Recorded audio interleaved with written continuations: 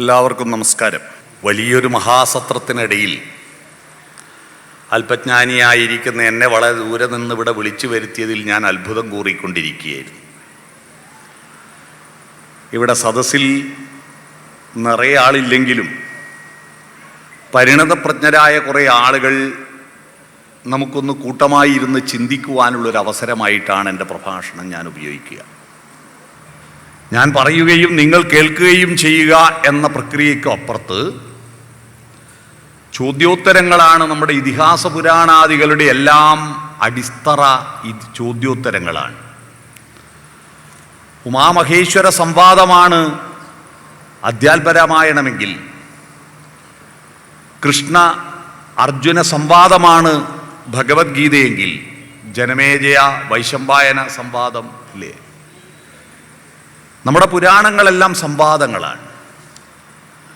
ഉപനിഷത്തുകളെന്ന് പറയുന്നത് തന്നെ ഒരുമിച്ചിരുന്ന് ചർച്ച ചെയ്തിട്ട് സത്യത്തെക്കുറിച്ച് തിരഞ്ഞ് നടന്നവരുടെ കൂട്ടായ്മകളായിരുന്നു.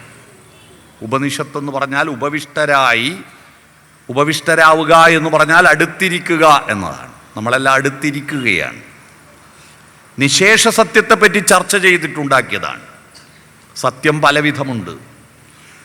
അർദ്ധസത്യമുണ്ട്, അപൂർണ സത്യമുണ്ട്, അസത്യമുണ്ട്, ആപേക്ഷിക സത്യമുണ്ട്. അസത്യം സത്യമാകുന്ന സന്ദർഭങ്ങൾ നമ്മുടെ ജീവിതത്തിൽ ഉണ്ടാകും.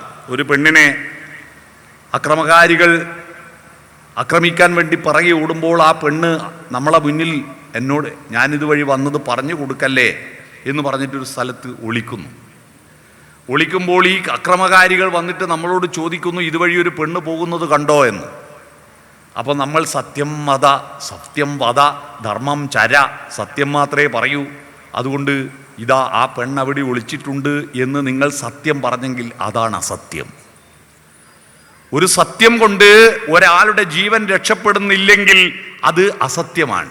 ഒരസത്യം കൊണ്ട് ഒരാളുടെ ജീവൻ രക്ഷപ്പെടുന്നുണ്ടെങ്കിൽ അത് സത്യമാണ്. അപ്പൊ സത്യമെന്ന് പറയുന്നത് ശരിയും തെറ്റുമെന്നും തീർച്ചപ്പെട്ടിട്ടില്ല ഇതേവരെ എന്നൊരു പ്രയോഗമുണ്ട്. ഈ വാക്ക് സോഫോക്ലിസിൻ്റെ ആണ്. റിപ്പബ്ലിക്കൻ കോടതിയിൽ പ്രതിക്കൂട്ടിൽ നിന്നുകൊണ്ട് അദ്ദേഹം പറഞ്ഞ വാക്കാണ് ശരിയും തെറ്റുമൊന്നും തീർച്ചപ്പെട്ടിട്ടില്ല ഇതേവരെ. എൻ്റെ ശരി നിങ്ങൾക്ക് തെറ്റായിരിക്കാം, നിങ്ങളുടെ ശരി എനിക്ക് തെറ്റായിരിക്കാം. ആത്യന്തികമായി ശരിയുണ്ടാകുന്നത് എൻ്റെ ശരിയും നിങ്ങളുടെ ശരിയും കൂടി നമ്മുടെ ശരിയാകുമ്പോഴാണ്. എന്നാൽ ഇന്ന് എനിക്കൊരു ശരിയുണ്ട്, നിനക്കൊരു ശരിയുണ്ട്, നമുക്കൊരു ശരിയില്ല. ആ അവസ്ഥയിലേക്ക് ലോകം പോവുകയാണ്. അതുകൊണ്ടാണ് അടുത്തിരുന്ന് ചർച്ച ചെയ്യണം. ആപേക്ഷിക സത്യം മാത്രം പോരാ. സൂര്യൻ കിഴക്ക് നിന്ന് ഉദിക്കുന്നു, പടിഞ്ഞാറ് അസ്തമിക്കുന്നു, സത്യമല്ലേ? അല്ല, അത് അസത്യമാണ്. സൂര്യൻ ഉദിക്കുന്നുമില്ല, അസ്തമിക്കുന്നുമില്ല. ഭൂമി കറങ്ങുന്നത് കൊണ്ട് നമുക്ക് തോന്നുന്നതാണ്. ഞാനിങ്ങോട്ട് വരുന്ന വഴിയിൽ ട്രെയിനിൽ ഷൊർണൂർ വണ്ടി എത്തിയിട്ട് കുറേ നേരം, ഉച്ച സമയത്ത് ഏറെ നേരം വണ്ടി 12 മണിക്ക് അവിടെ നിർത്തിയിട്ടു. അവിടുത്തെ പ്ലാറ്റ്ഫോമിലുള്ള വടയും ഇഡ്ഡലിയും തീർന്നാലേ വിടൂ എന്നാണ് പറഞ്ഞേ ശേഷം മാഷ്. അതുവരെ അവിടെ പിടിച്ചിട്ടു. അകത്ത് ഭയങ്കരമായ ചൂട്. ഫാൻ ഉണ്ടെങ്കിലും കാറ്റൊന്നും വരുന്നില്ല. വണ്ടി ഒന്ന് പുറപ്പെട്ടെങ്കിൽ നമുക്കൊരു കാറ്റ് കിട്ടുമായിരുന്നു. എല്ലാവരും കയ്യിൽ കിട്ടിയ കടലാസുകളൊക്കെ വീശിയിട്ട് എന്താ വണ്ടി പുറപ്പെടാത്തതെന്ന് ഇങ്ങനെ ആശങ്കപ്പെട്ട് നിൽക്കുമ്പോൾ സമാധാനം, വണ്ടി പുറപ്പെട്ടു. വണ്ടി സ്പീഡായി പോകുന്നുണ്ടെങ്കിലും കാറ്റ് വരുന്നില്ല. എന്തായാലും ഭാരതപ്പുഴയുടെ പാലം കടക്കുമ്പോൾ കാറ്റ് വരുമായിരിക്കുമല്ലോ എന്ന പ്രതീക്ഷയിൽ ഞങ്ങൾ ഇരുന്നു. വണ്ടി സ്പീഡായി പോയി. കുറേ കഴിഞ്ഞപ്പോഴാണ് മനസ്സിലായത് തൊട്ടപ്പുറത്ത് നിർത്തിയ വണ്ടി പിറകോട്ട് പോയതാണ്. നമ്മുടെ വണ്ടി നിന്നെടുത്ത് നിൽക്കുക. നമുക്ക് തോന്നിയതാ നമ്മുടെ വണ്ടി പോയതാണ്, അപ്പുറത്തെ വണ്ടി പിറകോട്ട് പോയതാണ്. ഇതുപോലെയാണ് സൂര്യൻ ഉദിക്കുന്നതും അസ്തമിക്കുന്നതും. ഇതിന് ആപേക്ഷിക സത്യം എന്ന് പറയും. പക്ഷെ ആത്യന്തികമായ ഒരു സത്യമുണ്ട്. ഈ സത്യത്തിൻ്റെ അടുത്തെത്തിയാൽ മറ്റെല്ലാ അസത്യങ്ങളും അർദ്ധസത്യങ്ങളും അപൂർണ സത്യങ്ങളും അപ്രസക്തമാകും. ഈ സത്യത്തെ അന്വേഷിച്ചിട്ടുള്ള യാത്രയാണ് മനുഷ്യൻ്റെ യാത്ര. മനുഷ്യൻ എന്തിനാണ് ഈ ഭൂമിയിൽ ജനിച്ചത്? സത്യം അന്വേഷിക്കാൻ വേണ്ടിയിട്ടാണ്. അസത്യങ്ങൾ അർദ്ധസത്യങ്ങൾ 1,00,000 കുട്ടിവെച്ചാലും ഒരു കൊച്ചു സത്യത്തിൻ്റെ അടുത്തെത്തില്ല. ഇപ്പം നോക്കൂ, രാത്രിയിൽ ഇവിടെ എത്ര ബൾബ് കത്തും? എല്ലാവരുടെയും ലൈറ്റ് വേണ്ടേ? എന്നാൽ ആകാശത്ത് 1,00,000 നക്ഷത്രങ്ങൾ ഉണ്ടായിട്ടും നമുക്ക് വെളിച്ചം കിട്ടുന്നുണ്ടോ? ബൾബ് വേണം. ഇപ്പോഴോ ഒറ്റ നക്ഷത്രമേ ഉള്ളൂ, ഒരു ബൾബും വേണ്ട, നമുക്ക് ഇഷ്ടംപോലെ വെളിച്ചം കിട്ടുന്നുണ്ട്. എന്തുകൊണ്ടാ? പകല് കത്തുന്ന നക്ഷത്രത്തെക്കാൾ എത്രയോ വലിയ നക്ഷത്രങ്ങൾ രാത്രിയിൽ ഉണ്ട്. തിരുവാതിര നക്ഷത്രം സൂര്യൻ്റെ എത്രയോ ഇരട്ടി വലുപ്പമുള്ള നക്ഷത്രമാണ്. എന്നിട്ടും നമുക്ക് വെളിച്ചം കിട്ടുന്നില്ല. പകല് വെളിച്ചം കിട്ടുന്നു. കാരണം നമ്മൾ സത്യത്തിനടുത്താണ്, സൂര്യനടുത്താണ് നമ്മൾ. ഞാൻ പറയുന്നത് നിങ്ങൾ കേൾക്കുന്നുണ്ടോ? എനിക്കൊന്നും മനസ്സിലാവുന്നില്ല. ഇതൊന്നും വർക്ക് ചെയ്യുന്നില്ലല്ലോ, ഇവിടെ ഒന്നും വർക്ക് ചെയ്യുന്നില്ല, എനിക്കൊന്നും മനസ്സിലാവുന്നില്ല. പക്ഷെ എനിക്ക് കേൾക്കുന്നില്ല. ഞാൻ പറയുന്നത് നിങ്ങൾ കേൾക്കുന്നുണ്ടെന്ന് എനിക്ക് മനസ്സിലാവണ്ട. ഫീഡ്ബാക്ക് കിട്ടുന്നില്ല. ഓക്കെ. അപ്പോൾ പകല് കത്തുന്ന നക്ഷത്രം, നമ്മൾ ആ നക്ഷത്രത്തിനടുത്തായതുകൊണ്ട് നമുക്ക് കൂടുതൽ വെളിച്ചം കിട്ടുന്നു. ഇതിനെക്കുറിച്ച് നിങ്ങളുടെ നാട്ടുകാരൻ എഴുതിയ വരി നിങ്ങൾ ശ്രദ്ധിച്ചിട്ടുണ്ടോ? ഈ പറഞ്ഞ സാധനം നിങ്ങളുടെ നാട്ടുകാരൻ ഒരു വരി എഴുതിയിട്ടുണ്ട്. പ്രപഞ്ചം മുഴുവൻ വെളിച്ചം നൽകാൻ പകലിനൊന്നേ വിളക്കുള്ളൂ, 1,00,000 നക്ഷത്ര ദീപങ്ങൾ കൊളുത്തി സ്വപ്നം കാണുന്നു രാത്രി, വെളിച്ചം സ്വപ്നം കാണുന്നു രാത്രി. അദ്വൈതം ജനിച്ച നാട്ടിൽ, ആദിശങ്കരൻ ജനിച്ച നാട്ടിൽ, 1000 ജാതികൾ, 1000 മതങ്ങൾ, 1000 ദൈവങ്ങൾ എന്നൊരു പാട്ടിലെ വരിയാണിത്. നമുക്ക് ആ സത്യത്തെ അന്വേഷിക്കണം, നിശേഷ സത്യത്തെ. ആ സത്യത്തെ അന്വേഷിക്കാൻ അടുത്തിരുന്നിട്ട് ഉപവിഷ്ടരായിട്ട് ചർച്ച ചെയ്തുണ്ടാക്കിയതാണ് ഉപനിഷത്ത്. പിടികിട്ടിയോ? പക്ഷെ നമ്മുടെ അറിവുകൾ പിന്നീട് തുടർച്ചയുണ്ടായില്ല. ഉപനിഷത്തുകളുടെയും വേദങ്ങളുടെയും വേദാന്തത്തിൻ്റെയും കാലഘട്ടവും കഴിഞ്ഞ്, അഷ്ടാദശ പുരാണങ്ങളുടെ കാലവും കഴിഞ്ഞ്, പിന്നെ അതുപോലെയൊന്നും ഉണ്ടാവുന്നില്ല. എന്തേ? ഇപ്പം സാഹിത്യത്തിന് ലോകത്ത് നോബൽ സമ്മാനം പ്രഖ്യാപിക്കുമ്പോൾ രാമായണത്തിൻ്റെയും മഹാഭാരതത്തിൻ്റെയും നാട്ടുകാരല്ലേ നമ്മൾ? ഇന്ത്യക്കൊരു നോബൽ സമ്മാനം കിട്ടാൻ നമ്മൾ എത്ര കാലമായി കൊതിക്കുന്നു? ഭാരതത്തിന് ആദ്യത്തെ നോബൽ സമ്മാനം കിട്ടിയ കൃതി ഏതാണെന്നറിയാവോ? ഏതാ? ഗീതാഞ്ജലി, രവീന്ദ്രനാഥ ടാഗോറിൻ്റെ ഗീതാഞ്ജലി. ഏറ്റവും ഒടുവിൽ ഏതിനാ കിട്ടിയെന്നറിയാവോ? ഏറ്റവും ഒടുവിൽ നോബൽ സമ്മാനം കിട്ടിയത് ഏതിനാ? സാഹിത്യകൃതി. അത് തന്നെ, വേറെ കിട്ടിയിട്ടില്ല. ആദ്യവും അവസാനവുമായിട്ട് കിട്ടിയത് ഗീതാഞ്ജലി മാത്രാ. എന്താ വേറെ കിട്ടാത്തതെന്നറിയാവോ? വേറെ കിട്ടാത്തത് 2000 കൊല്ലം മുമ്പ് എഴുതപ്പെട്ട കൃതികളെല്ലാം നമ്മൾ വായിക്കും.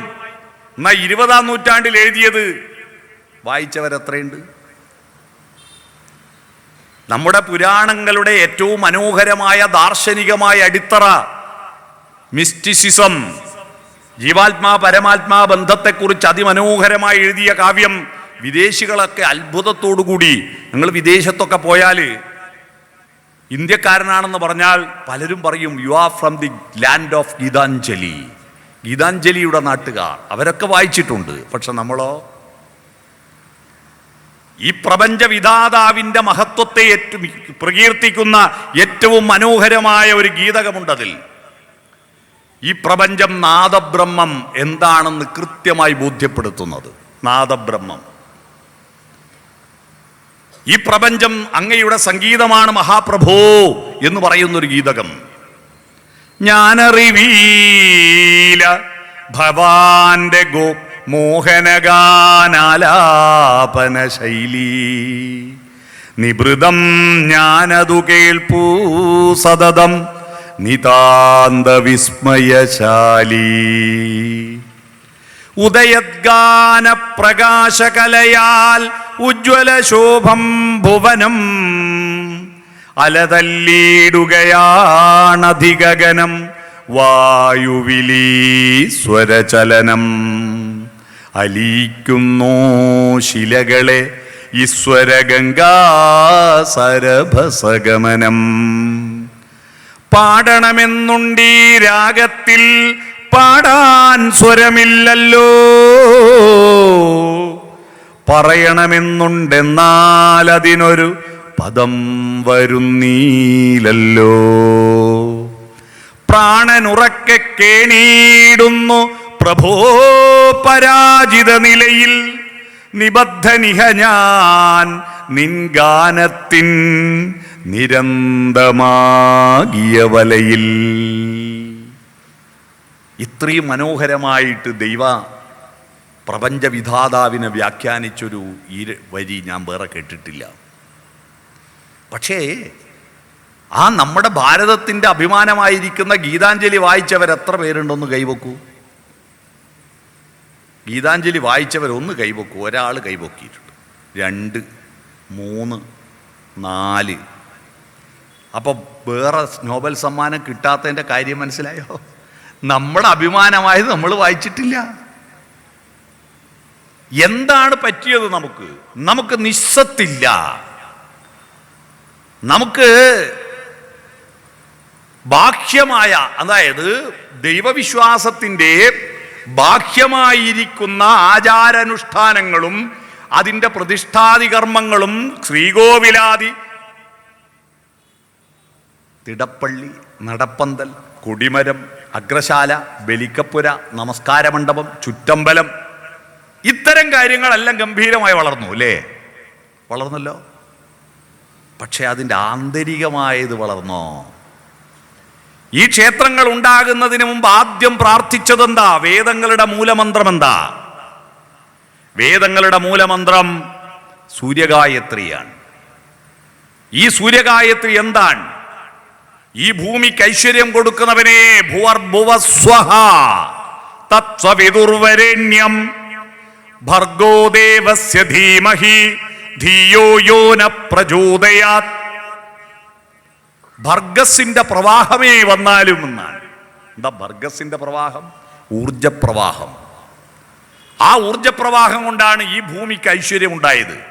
ഈ ഭൂമിയിലല്ലാതെ മറ്റെവിടെയും മഴയില്ല, പുഴയില്ല, പുഴയുടെ തീരത്ത് തീർത്ഥമില്ല. ഈ ഭൂമിയിലല്ലാതെ അമ്പലങ്ങളും പള്ളികളുമില്ല, എവിടെയുമില്ല. എന്തുകൊണ്ടാ? ഇവിടെ ആ ഊർജപ്രവാഹത്തെ ഏറ്റുവാങ്ങാൻ സസ്യലതാദികളുണ്ട്. സസ്യലതാദികൾ ഉണ്ടാവാൻ വെള്ളമുണ്ട്, വായുവുണ്ട്. ആ വെള്ളവും വായു ഉള്ളത് കൊണ്ടാണ്. അതുകൊണ്ടാണ് ഒരു കുരു മാത്രമേ ഈ പ്രപഞ്ചത്തിൽ ഐശ്വര്യമുള്ളതുള്ളൂ. എല്ലാ ഗോളങ്ങളും കുരുവാ. കുരു എന്ന് പറഞ്ഞാൽ മനസ്സിലായിട്ടില്ലല്ലേ? ഗോളം എന്നതിൻ്റെ പച്ച മലയാള കുരു. മനസ്സിലായോ? ഗോളം, പ്രപഞ്ചത്തിന്റെ തനത് ഭാവം ഗോളല്ലേ? സ്വതന്ത്രമായി ഏതൊന്നിനെ വിട്ടാലും അത് ഗോളമായി തീരും. ഒരു കല്ലിനെ ആകാശത്തെറിഞ്ഞാൽ അത് ഗോളമാകാത്തത് കല്ലിന്റെ തന്മാത്രകൾ പരസ്പരം ഘടിപ്പിച്ചിട്ട് അനക്കാൻ പറ്റാതെ റിജിഡ് ആയതുകൊണ്ടാ. എന്നാൽ ഫ്ലെക്സിബിളായ എന്തിനെ വിട്ടുനോക്കിയാലും ഗോളാവും. എങ്ങനെ? നിങ്ങളൊരു ബക്കറ്റിൽ വെള്ളം എടുക്കുക, ആകാശത്തേക്ക് ഒഴിച്ചാൽ ബക്കറ്റിന്റെ ഷേപ്പിൽ നിൽക്കുവോ വെള്ളം? ഇല്ല. അതെല്ലാം ഗോളങ്ങളാവും. ചപ്പാത്തിക്ക് നമ്മൾ എത്ര ഉരുട്ടിയാലും മുട്ട പോലെ ഒരു ഭാഗം നീണ്ടുപോകും. എന്നാൽ ആകാശത്തേക്ക് വെള്ളം ഒഴുക്കിയാൽ കൃത്യം ഗോളങ്ങളായി. ആരാ ഇത് ഇത്ര കൃത്യമായി ഉരുട്ടിക്കൊടുക്കുന്നവൻ? അവിടെ ദൈവത്തെ കാണണം. ആരാണിത് ഉരുട്ടിക്കൊടുക്കുന്നവൻ? കൃത്യം ഗോളമാകും. ആ ഗോളമാണ് പ്രപഞ്ചത്തിലെ നക്ഷത്രങ്ങളും ഗ്രഹങ്ങളും ഉപഗ്രഹങ്ങളുമെല്ലാം. അതിൻ്റെ പച്ച മലയാളത്തിൽ കുരു എന്ന് പറയും. ഒരുപാട് കുരു ഈ പ്രപഞ്ചത്തിലുണ്ട്. ഐശ്വര്യമുള്ള ഒരു കുരുവേ ഉള്ളൂ. അത് ശ്രീയുള്ള കുരു, ശ്രീകുരു. അത് നമ്മുടെ അമ്പ ഭൂമിയാണ്. അതാ ശ്രീ കുരു അമ്പ. അതാണ് കൊടുങ്ങല്ലൂർ ശ്രീ കുരുമ്പേ. മനസ്സിലായോ? ശ്രീ കുരുമ്പേ എന്താന്ന് മനസ്സിലായോ? കാലിൽ ചവിട്ടുന്നതിന് മുമ്പ് സമുദ്രവസനേ ദേവി പർവതസ്ഥന മണ്ഡിതേ വിഷ്ണുപത്നി നമസ്തുഭ്യം പാദസ്പർശം ക്ഷമസ്വമേ. എന്റെ കാൽ ചവിട്ട് പൊറുക്കണേ എന്ന് പറഞ്ഞിട്ട് ആ ഭൂമിയോട് ക്ഷമ ചോദിച്ചിട്ട് മാത്രമേ പണ്ടുള്ളവർ കാലെടുത്ത് നിലത്ത് വെക്കാറുള്ളൂ. ആ ഭൂമിക്ക് ഐശ്വര്യം കൊടുക്കുന്നത് സൂര്യന്റെ പ്രകാശമാണ്. കഴിഞ്ഞ കൊല്ലം ഞാനിപ്പോൾ നിങ്ങളോട് പ്രസംഗിക്കുന്നത് എൻ്റെ ശബ്ദത്തിൻ്റെ ഊർജമല്ലേ? ശബ്ദോർജമാണ്. ഈ ശബ്ദോർജം എനിക്ക് എവിടുന്ന് കിട്ടി? കഴിഞ്ഞ വർഷം ആന്ധ്രയിൽ ഉദിച്ച സൗരോർജമാണ് എൻ്റെ ശബ്ദോർജം. കഴിഞ്ഞ വർഷം ആന്ധ്രയിൽ സൂര്യൻ ഉദിച്ചപ്പോൾ അവിടുത്തെ കർഷകരും തൊഴിലാളികളും അവിടുത്തെ വയലിൽ നട്ട നെൽച്ചെടിയുടെ നെല്ലോലകൾ ആ സൂര്യപ്രകാശത്തെ ഏറ്റുവാങ്ങി പ്രകാശ സംശ്ലേഷണം നടത്തി ഫോട്ടോസിന്തസിസ് നടത്തി കാർബോഹൈഡ്രേറ്റ് ഉണ്ടാക്കി അന്നജമുണ്ടാക്കി നെല്ലിന്റെ കതിരിനുള്ളിൽ പാല് രൂപത്തിൽ കൊണ്ടുപോയി നിക്ഷേപിച്ച് ആ കതിരുകൾ കാറ്റേറ്റ് വെയിലേറ്റ് വിളഞ്ഞപ്പോൾ അവിടുത്തെ കർഷകരത് കൊയ്തെടുത്ത് മെതിച്ച് നെല്ലാക്കി മില്ലിൽ കൊണ്ടേ കുത്തി അരിയാക്കി ചാക്കിൽ കെട്ടി ഗുഡ്സ് ട്രെയിനിൽ ഹൈദരാബാദിൽ നിന്ന് കയറ്റിയാൽ സെക്കന്ദരാബാദ്, വിജയവാഡ, സേലം, ഈറോഡ്, കോയമ്പത്തൂര്, പാലക്കാട്, ഒറ്റപ്പാലം, ഷൊർണൂര്, പട്ടാമ്പി, കുറ്റിപ്പുറം, തിരൂര്, താനൂര്, പരപ്പനങ്ങാടി, ഫറോക്ക്, കോഴിക്കോട്, കൊയിലാണ്ടി, വടകര, മാഹിപ്പാലം, തലശ്ശേരി, മുഴപ്പിലങ്ങാട് FCI ഗോഡൌണിൽ കൊണ്ടുവന്ന് അവിടുന്ന് മാനന്തവാടി, കൊട്ടിയൂർ അമ്പലത്തിലേക്ക് പോകുന്ന വഴിയിൽ കൂത്തുപറമ്പ് 20 കിലോമീറ്റർ അപ്പുറത്തുള്ള ചിറ്റാരിപ്പറമ്പിലെ എൻ്റെ നാട്ടിലെ റേഷൻ കടയിലെ ബാസുവാട്ടിൻ്റെ റേഷൻ കടയിൽ കൊണ്ടുവന്ന അരി എൻ്റെ വീട്ടിൽ കൊണ്ടുവന്ന് പൊടിച്ചിട്ട് 2 കഷ്ണം പിട്ട് രാവിലെ 2:45 ഞാൻ വീട്ടിൽ നിന്ന് ഇറങ്ങുമ്പോൾ പൊതിഞ്ഞിട്ട് എൻ്റെ ഭാര്യ തന്നിരുന്നു. ഞാനത് ഷൊർണൂർ വെച്ച് തിന്നു. അതിൻ്റെ ഊർജം കൊണ്ടാ എൻ്റെ തൊണ്ടേ നീ ശബ്ദം കേൾക്കുന്നത്. മനസ്സിലായോ? ഭർഗോദേവസ്യ ധീമഹി. പിടികിട്ടിയോ? ആ ഊർജത്തിന്റെ ഉറവിടമായ സൂര്യൻ. പുറത്തുള്ള ഊർജം മാത്രം പോരാ. ഹേ സൂര്യ, ധിയോ യോ ന പ്രചോദയാത്. ആന്തരിക വെളിച്ചം വേണം. ആന്തരിക വെളിച്ചമുള്ള ഒരേ ഒരു ജന്തു മനുഷ്യനാ. അവനവന്റെ പേരറിയുന്ന ലോകത്ത് ഒരേ ഒരു ജന്തു മനുഷ്യനാ. ഒരു പട്ടിക്കും പട്ടിയുടെ പേര് പട്ടിയാണെന്ന് അറിയില്ല. ആനക്ക് തൻ്റെ പേര് ആനയാണെന്നറിയില്ല. ഈ ഭൂമിക്കും ആകാശത്തിനും സൂര്യനും പേരിട്ടത് നമ്മളാ. കാരണം നമ്മളെ അറിയാം. നമുക്കുള്ളിൽ പ്രകാശമുണ്ട്. ബുദ്ധിയെ പ്രചോദിപ്പിക്കുന്ന പ്രകാശം, അന്തർമുഖത്വം, അവനവരെയും അകവും പുറവും വെളിച്ചമുള്ളതാ. പുറത്ത് വെളിച്ചം തരുന്ന ആളെ എന്ത് പറയും? കൃഷ്ണൻകുട്ടി എന്നാ പറയാ കേട്ടോ. അതാരാപ്പ? ഇലക്ട്രിസിറ്റി മന്ത്രി കൃഷ്ണൻകുട്ടി. മനസ്സിലായോ? അകത്ത് വെളിച്ചം തരുന്ന ആളെ എന്തു പറയും? വെളിച്ചത്തിന് സംസ്കൃതത്തിൽ ദിവം എന്ന് പറയും. ദിവാകരൻ സൂര്യനല്ലേ, പ്രകാശം കരമാക്കിയിരിക്കുന്നവൻ. അകത്ത് വെളിച്ചം തരുന്ന ആളെ, ദിവം തരുന്ന ആളെ എന്ത് പറയും? ദൈവം. പിടികിട്ടിയോ? ദൈവം എന്ന് പറഞ്ഞാൽ ലോട്ടറി അടിപ്പിച്ച് തരുന്ന ആളല്ല. നമ്മൾ പലരും അങ്ങനെയാ. കഴിഞ്ഞ ക്രിസ്മസ് ബമ്പർ നറുക്കെടുപ്പിന്റെ പിറ്റേ ദിവസം എൻ്റെ നാട്ടിലെ ഒരു ചുമട്ടു തൊഴിലാളി സെബാസ്റ്റ്യൻ ആത്മഹത്യ ചെയ്തു. എന്തിനാ ആത്മഹത്യ ചെയ്യുന്ന ആർക്കും ഒരു വിഷയവും കിട്ടുന്നില്ല. ഭാര്യക്കും മക്കൾക്കും അറിയില്ല. അവൻ്റെ കൂട്ടുകാരോട്, ഒരുമിച്ച് ജോലി ചെയ്യുന്ന മറ്റു ചുമട്ടു തൊഴിലാളികളോട് ചോദിച്ചപ്പോഴാണ് മനസ്സിലായത് 50,000 റുപ്യ സഹകരണ ബാങ്കിൽ നിന്ന് ലോൺ എടുത്തിട്ട് 100 ടിക്കറ്റ് എടുത്തു. ക്രിസ്മസ് ബമ്പർ 100 ടിക്കറ്റ്, ഒരു ടിക്കറ്റിന് 500 റുപ്യ. എന്നിട്ട് എല്ലാ ദിവസവും പള്ളിയിൽ പോയിട്ട് മെഴുകുതിരി കത്തിച്ച് പ്രാർത്ഥിക്കും, ഒരു ടിക്കറ്റിന് അടുപ്പിച്ച് തരണേ. അവസാനം നറുക്കെടുപ്പ് കഴിഞ്ഞ് നോക്കുമ്പോൾ അടുപ്പിച്ചുള്ള നമ്പർ ടിക്കറ്റ് കുറേ ഉണ്ടാകുമ്പോൾ അവസാനത്തെ നമ്പറല്ല ശരിയായാൽ കുറച്ച് പൈസ 2,500 റുപ്യ കിട്ടി. 50,000 ചെലവാക്കി 2,500 റുപ്യ കിട്ടി. ലോണ് തിരിച്ചടക്കാൻ പറ്റുന്നില്ല. ഒന്നുപോലും കിട്ടാത്തതിൻ്റെ ഇച്ഛാഭംഗം. 100 ടിക്കറ്റ് ഉണ്ടായിട്ട് ഒന്നിലടുപ്പിച്ച് തന്നോ. ദൈവത്തോട് കോപിച്ചു, ആത്മഹത്യ ചെയ്തു. ആർക്ക് പോയി? അവൻ്റെ ഭാര്യയും മക്കൾക്ക് പോയി. ഇവൻ്റെ വിചാരം എന്താ? ഈ പ്രാർത്ഥിച്ച ദൈവം ഇവൻ്റെ ലോട്ടറീൻ്റെ നമ്പറും കുറിച്ചെടുത്തിട്ട് തിരുവനന്തപുരത്ത് ലോട്ടറീൻ്റെ നറുക്കെടുക്കുന്ന ആഫീസിൽ പോയിട്ട് ഈ നറുക്ക് ഇവൻ്റെ നമ്പർ തെറിപ്പിച്ചു കൊടുക്കുന്ന ആളാ ദൈവം. നേരത്തെ നമ്പർ മനസ്സിലാക്കിയിട്ട് ആ നമ്പറിന് ലോട്ടറി അടിപ്പിച്ചു കൊടുത്ത് ഒരൊറ്റ ദൈവത്തെ എനക്കും നിങ്ങൾക്കും പരിചയമുള്ളൂ. ഞാൻ പറഞ്ഞാൽ നിങ്ങൾക്ക് പരിചയമുണ്ട്. ആ ദൈവത്തിൻ്റെ പേര് കിലുക്ക സിനിമയിലെ രേവതിയാ. ഇന്നസെൻറ്റിൻ്റെ ലോട്ടറി നമ്പർ കുറിച്ചെടുത്തിട്ട് ലോട്ടറി അടിപ്പിച്ചു കൊടുക്കുന്ന മലയാള സിനിമയിലെ എക്കാലത്തെയും അതിസുന്ദരമായിരിക്കുന്ന തമാശ രംഗ ഓർമ്മയില്ലേ? കിട്ടുണ്ണിയേട്ടാ കാമധേനുവിൻ്റെ ഫലം എന്ന് പറഞ്ഞിട്ട് ലോട്ടറി അടിപ്പിച്ചു കൊടുക്കുന്നു. ഈ പണിയാണോ ദൈവത്തിന്? അല്ല. ദൈവം എന്ന് പറയുന്നത് ബാഹ്യമായ കാര്യങ്ങൾ ചെയ്യുവാൻ ദൈവം നിങ്ങൾക്ക് എന്തൊക്കെ തന്നിട്ടുണ്ട്? മനോഹരമായ ഒരു തലച്ചോറ് തന്നിട്ടുണ്ട്. നമ്മുടെ ശരീരത്തിൽ ഏറ്റവും പ്രധാനപ്പെട്ട അവയവം ഏതാണെന്ന് നമ്മളെ ബോധ്യപ്പെടുത്തുന്നത് എങ്ങനെയാ? ഏറ്റവും ഉറപ്പുള്ള എല്ല് കൊണ്ട് പൊതിഞ്ഞു വെച്ചിരിക്കുന്നു. അത് മനുഷ്യ ശരീരത്തിൽ ഏറ്റവും ഉറപ്പുള്ള എല്ല് തലയോട്ടിയാണ്. അതുകൊണ്ട് ആ തലയോട്ടിക്കുള്ളിലുള്ള ചോറാണ് ഏറ്റവും പ്രധാനം, തലച്ചോറ്. ഏറ്റവും അപ്രധാനമായ അവയവം ഏതാ? എല്ലേ ഇല്ലാതെ വെറും ഇറച്ചി മാത്രമാക്കി വെച്ചിരിക്കുന്ന വയറാണ്. അത് വെറും ഇറച്ചിയാണ്. അത് അപ്രധാനമാണ്. ഇതാണ് പ്രധാനം മനുഷ്യന്. എന്നാൽ ഇതിനേക്കാൾ ഈ ചോറിന് പ്രാധാന്യം കൊടുക്കുന്നവരാ ഭക്തന്മാർ കൂടുതലും. ഞാൻ തെളിയിച്ചു തരട്ടെ. ഈ ഭാഗവത സപ്തം നടത്തുമ്പോൾ രാവിലെ വായിക്കുമ്പോൾ ഒക്കെ എത്ര ആളുണ്ടാവും ഇവിടെ. പക്ഷെ ഉച്ചക്കുള്ള ആളെ നോക്കിക്കോ, ഊട്ടുവരെ ഉണരുമ്പോൾ എന്താ തിരക്ക് അല്ലേ? അപ്പോൾ ഈ ചോറിനാണോ പ്രാധാന്യം കൊടുക്കുന്നത്? അതാ ആലോചിച്ച് നോക്കുക, ഉള്ളിൽ വെളിച്ചം ഉണ്ടാവണം. ആ വെളിച്ചം നിങ്ങളുടെ നാട്ടുകാരെന്ന് ഞാൻ നേരത്തെ പറഞ്ഞ ആളെ മനസ്സിലായോ? വയലാർ രാമവർമ്മയെ കുറിച്ചാണ് ഞാൻ പറഞ്ഞത്. അദ്ദേഹം എഴുതിയ അതിമനോഹരമായ ഒരു കവിതയുണ്ട്, കേട്ടിട്ടുണ്ടോ? സിനിമാ പാട്ട് മാത്രമല്ല, നല്ല കവിത എഴുതിയിട്ടുണ്ട്, സർഗസംഗീതം. അതിൽ ആദ്യത്തെ ശ്ലോകം ഓർമ്മയുണ്ടോ? ആരണ്യാന്തര ഗഹ്വരോദര തപസ്ഥാനങ്ങളിൽ സൈന്ധവോദാരശ്യാമ മനോഭിരാമ പുളിനോപാന്ത പ്രദേശങ്ങളിൽ ആരന്തർമുഖമി പ്രപഞ്ച പരിണാമോദ്ഭിന്ന സർഗക്രിയാസാരം തേടി അലഞ്ഞു പണ്ട് അവരിലെ ചൈതന്യമൻ ദർശനം. അരണ്യന്തരങ്ങളിൽ, കാട്ടിനകത്ത അമ്പരചുംബികളായ കെട്ടിടങ്ങളിലോ ആശ്രമങ്ങളിലോ കൊട്ടാരക്കെട്ടുകളിലോ ഒന്നുമല്ല ദർശനമുണ്ടായത്. കാട്ടിനകത്ത്, ബൃഹദാരണ്യകം, നൈമിഷാരണ്യം അല്ലേ, കാട്ടിനകത്താണ്. ഗഹ്വരോദരങ്ങളിൽ, ഗുഹയ്ക്കകത്താണ്. കരണ്ടില്ല, ഓടലെണ്ണ ഒഴിച്ചു കത്തിച്ച ചിരാതിന്റെ വെളിച്ചത്തിൽ എഴുതാൻ ബോൾ പെന്നില്ല. പൂതണക്കിന്റെ തൊലി പൊളിച്ചെടുത്തിട്ട് അതിൽ ഇരുമ്പാണി കൊണ്ട് കോറി എഴുതിയിട്ടാണ് ഇതൊക്കെ ഉണ്ടാക്കിയത്. മനസ്സിലായോ? അതാണ് ഭൂർജപത്രം, അതിലാ എഴുതി വെച്ചത്. സൈന്ധവോദാരശ്യാമ മനോഭിരാമ പുളിനോപാന്ത പ്രദേശങ്ങളിൽ, സിന്ധു നദിയുടെ മനോഹരമായ കറുത്ത മണൽത്തിട്ടകളിൽ ആരായിരുന്നു അന്തർമുഖരായിരുന്നിട്ട് ഉള്ളിലേക്ക് നോക്കിയിട്ടുണ്ടാക്കിയ ജ്ഞാനത്തിനേക്കാൾ വലിയതൊന്നും ഇപ്പൊ പുറത്ത് നോക്കിയിട്ട് കണ്ടുപിടിക്കാൻ പറ്റുന്നില്ല.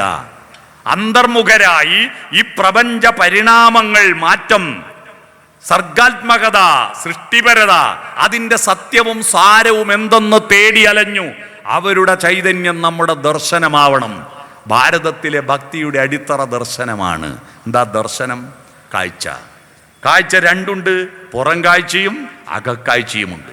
ഉച്ചിയിലിരുമൂടി കെട്ടുമായി വരുന്നു ഞാൻ, അച്ഛൻ കോവിലയ്യപ്പ രക്ഷയേകു.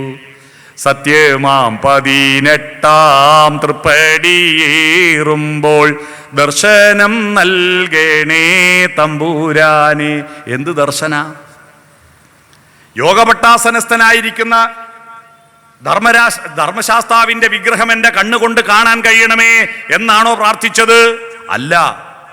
അവിടെ എത്തുമ്പോ നമ്മുടെ പി ജയചന്ദ്രനില്ലേ, കഴിഞ്ഞ കൊല്ലം മരിച്ചുപോയ നമ്മുടെ പ്രിയപ്പെട്ട ഭാവഗായകൻ, അദ്ദേഹം പാടിയൊരു പാട്ടുണ്ട്, ശബരിമല സ്വാമി അയ്യപ്പൻ സിനിമയ്ക്ക് വേണ്ടി.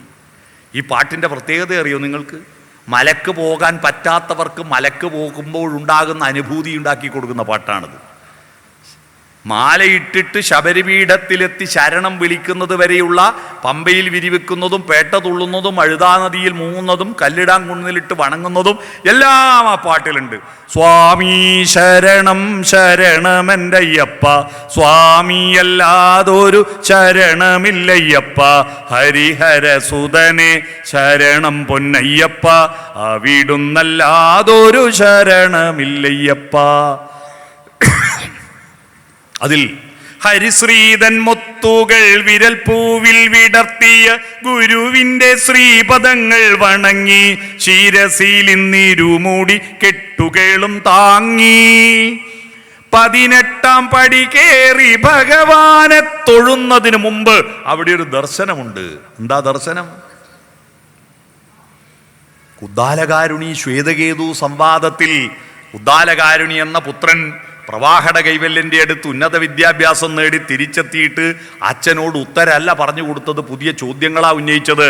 ആ ചോദ്യം, പിതാവേ ഞാൻ ആരാണ്, ഞാൻ എവിടുന്നാ വന്ന്, ഞാൻ എങ്ങോട്ടാ പോകുന്നതെന്ന്.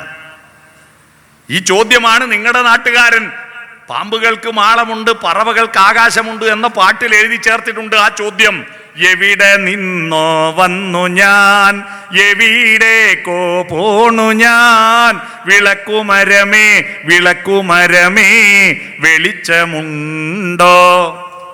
ഈ ചോദ്യത്തിന് മറുപടിയായിട്ട് ഉദ്ദാലകാരുണി പറഞ്ഞത്, പല പർവ്വതങ്ങളിൽ പെയ്ത മഴത്തുള്ളി ഒഴുകി കടലിലെത്തിയാൽ ആ കടലിലെ ഒരു തുള്ളി വെള്ളത്തിന് പറയാൻ കഴിയുമോ താൻ ഏത് പർവ്വതത്തിൽ പെയ്ത മഴത്തുള്ളിയാണെന്ന്?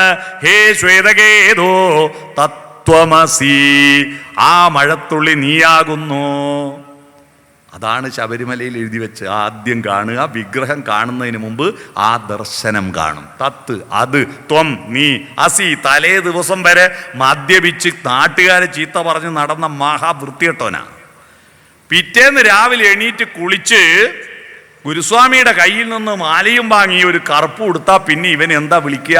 ചൂടൻ ഗോപാലാന്ന് വിളിക്കുവോ? ഇല്ല, സ്വാമി എന്നല്ലേ വിളിക്കൂ, അയ്യപ്പ എന്നല്ലേ വിളിക്കൂ. മനസ്സിനുള്ളിൽ ദൈവമിരുന്നാൽ മനുഷ്യനും ദൈവവും ഒന്ന്. അത് നീ തന്നെയാ. ഈ ദാർശനിക അടിത്തറയാണ് ഭാരതത്തിന്റെ ദൈവവിശ്വാസത്തിന്റെ മഹത്വം. നമ്മുടെ ഉള്ളിലെല്ലാം ദൈവമുണ്ട്, എല്ലാറ്റിലും ദൈവമുണ്ട്. പക്ഷെ ഇപ്പം അടുത്ത കാലത്ത് എന്താ സംഭവം? അടുത്ത കാലത്ത് ക്ഷേത്രങ്ങളെല്ലാം ഗംഭീരമായി വളരുന്നു, ഉത്സവങ്ങൾ വളരുന്നു, ഭാഗവത സത്രങ്ങൾ വളരുന്നു. പക്ഷേ അതിൻ്റെ ഗുണം നാട്ടിൽ ഉണ്ടാവാത്ത എന്തേ? ദൈവവിശ്വാസം വളരുമ്പോൾ, ക്ഷേത്രവിശ്വാസം വളരുമ്പോൾ അതിനാനുപാതികമായി സത്യബോധം വളരണ്ടേ, നന്മ വളരണ്ടേ, സ്നേഹം വളരണ്ടേ, ദയ വളരണ്ടേ, സഹാനുഭൂതി വളരണ്ടേ? അതൊന്നും വളരുന്നില്ല എന്ന് മാത്രമല്ല, തട്ടിപ്പ് വളരുന്നു, വിദ്വേഷം വളരുന്നു, കലാപം വളരുന്നു. എന്തേ? സംഭവം സിമ്പിളാ. നമ്മൾ ഉണ്ടാക്കുന്ന ഈ ക്ഷേത്രങ്ങളെല്ലാം അടിത്തറയില്ലാത്തതാണ്. എന്താ അടിത്തറ? ഒരമ്പല ക്ഷേത്രത്തിൻ്റെ ശ്രീകോവിൽ പുതുക്കി പണിയുന്ന കമ്മിറ്റി യോഗം ചേരുമ്പോൾ കമ്മിറ്റിയിലെ തർക്കം എന്താണെന്നറിയോ? ഈ അസ്ഥിവാരം ഉണ്ടല്ലോ, നിങ്ങളെന്താ ഇതിന് പറയാ? വാനെന്നോ? തറേൻ്റെ അടിയിലുള്ളതിന് വാനം. വാനം ചെങ്കല്ല് കൊണ്ട് വേണോ, കരിങ്കല്ല് കൊണ്ട് വേണോ, ഉരുളങ്കല്ല് വേണോ? തർക്കമായി. കമ്മിറ്റി പ്രസിഡന്റ് പറഞ്ഞു, ആരും കാണാത്തൊരു കാര്യത്തെപ്പറ്റി വെറുതെ തർക്കിക്കണ്ട. കാരണം ഈ വാനം എന്താണെന്ന് ആരും കാണുമോ? ഇല്ല. അതുകൊണ്ട് നമുക്ക് വാനം പേരിന് മാത്രം മതി. നല്ല തറ കെട്ടാം, നല്ല ചുമര് വെക്കാം, നല്ല മേൽക്കൂര ഉണ്ടാക്കാം, ചെമ്പടിക്കാം, നല്ല പ്രതിഷ്ഠയും നടത്താം. അംഗീകരിച്ചു. വാനം കാര്യമായി ഇല്ലാതെ തറകെട്ടി ചുമര് വെച്ച് മേൽക്കൂര വെച്ച് വിഗ്രഹപ്രതിഷ്ഠവും കലശവും കഴിച്ചു. അടുത്ത മഴക്ക് ശ്രീകോവിലങ്ങ് പോയി. ഇതുപോലെയാണ് നമ്മുടെ ഭക്തി. ഇപ്പോൾ നമ്മുടെ ഭക്തിക്കൊരു അടിത്തറയുണ്ട്. ആ അടിത്തറ ദാർശനികമായ അടിത്തറയാണ്. എന്താണ് ഈ ദാർശനികമായ അടിത്തറ? ഈ ദാർശനികമായ അടിത്തറ ഭാരതത്തിൽ ഹിന്ദുമതത്തെ പറ്റിയിട്ട് വിദേശികൾ സങ്കല്പിച്ചിരുന്നത് മഹാപ്രാകൃത മതം എന്നായിരുന്നു. കൂടോത്രത്തിൻ്റെയും മന്ത്രവാദത്തിൻ്റെയും നരബലിയുടെയും അനാചാരങ്ങളുടെയും അന്ധവിശ്വാസത്തിൻ്റെയും വിലനിലമായിരിക്കുന്ന ഒരു മതം. ഇതിനെ തിരുത്തിയിട്ട് ഇതിൻ്റെ അടിയിൽ ഒരു ദാർശനികതയുണ്ടെന്ന് ചിക്കാഗോവിലെ സർവമത സമ്മേളനത്തിൽ പോയിട്ട് വിവേകാനന്ദ സ്വാമി പ്രസംഗിച്ചപ്പോഴാണ് ഇതിൻ്റെ ദാർശനികതയെക്കുറിച്ച് ലോകം തിരിച്ചറിയുന്നത്. പക്ഷെ നമ്മൾ എത്ര പേർ തിരിച്ചറിഞ്ഞു? നമ്മൾ എത്ര പേർ തിരിച്ചറിഞ്ഞു? എന്താണ് ഇതിൻ്റെ ദാർശനികമായ അടിത്തറ? അത് നീ തന്നെയാണ്, നിന്റെ ഉള്ളിലുണ്ട്. ഈ ആന്തരികമായ വെളിച്ചമാണ് മനുഷ്യനെ മൃഗത്തിൽ നിന്ന് വ്യത്യസ്തനാക്കുന്നത്. എന്താണ്? രൂപഘടനയാണോ? രൂപഘടനയിൽ നമ്മുടെ ശരീരത്തെക്കാൾ മികച്ച രൂപഘടന പശുവിനില്ലേ? കാരണം നിങ്ങളുടെ മക്കളെ പോറ്റിയാൽ കറന്ന് വിൽക്കാൻ പറ്റുമോ? പശുവിനെ പോറ്റിയാൽ കറന്ന് വിറ്റൂടെ? ആടിനെ പോറ്റിയാൽ ഇറച്ചി വിൽക്കാൻ പറ്റുമോ? നിങ്ങളെ മക്കളെ ഇറച്ചി വിൽക്കാൻ പറ്റുമോ? ഇല്ലല്ലോ. നമ്മുടെ ശരീരത്തെ പോറ്റിയിട്ട് എന്ത് കാര്യം? കാര്യമുണ്ടോ?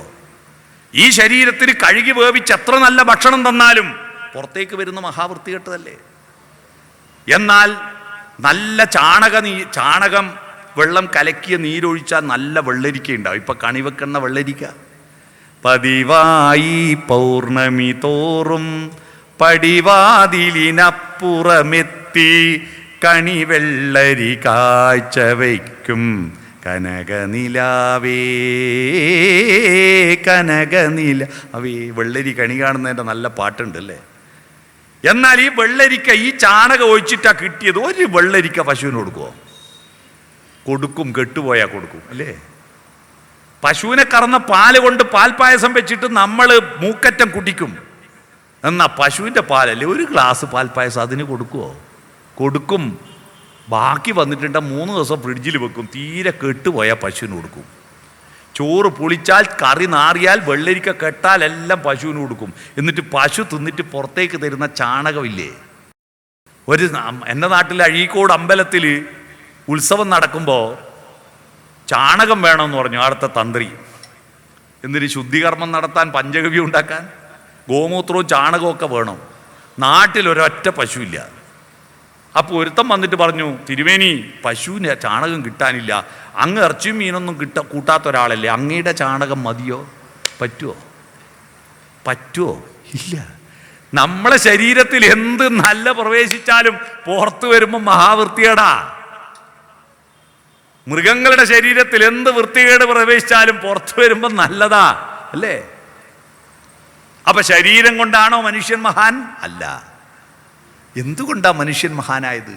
മനസ്സും ശരീരവും തമ്മിലുള്ള പാരസ്പര്യ ബന്ധത്തിൽ ഏതാ ഗുരു ഏതാ ലഘു നോക്കിയിട്ടാണ് നിങ്ങൾ മനുഷ്യനാണോ മൃഗമാണോ തീരുമാനിക്കുക.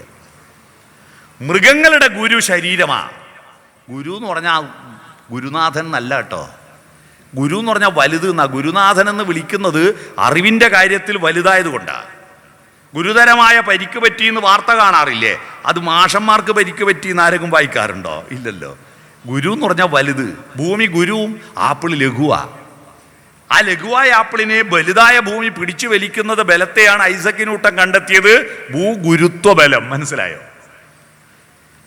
ഗുരു വലുത്, ലഘു ചെറുത്. മൃഗങ്ങളുടെ ഗുരു ശരീരമാ എന്ന് പറഞ്ഞാൽ ഈ ഭാഗവത സത്രം നടക്കുമ്പോൾ ഇവിടെ ഒരു പശു വന്നു, അതിന് മൂത്രയിക്കണം തോന്നി.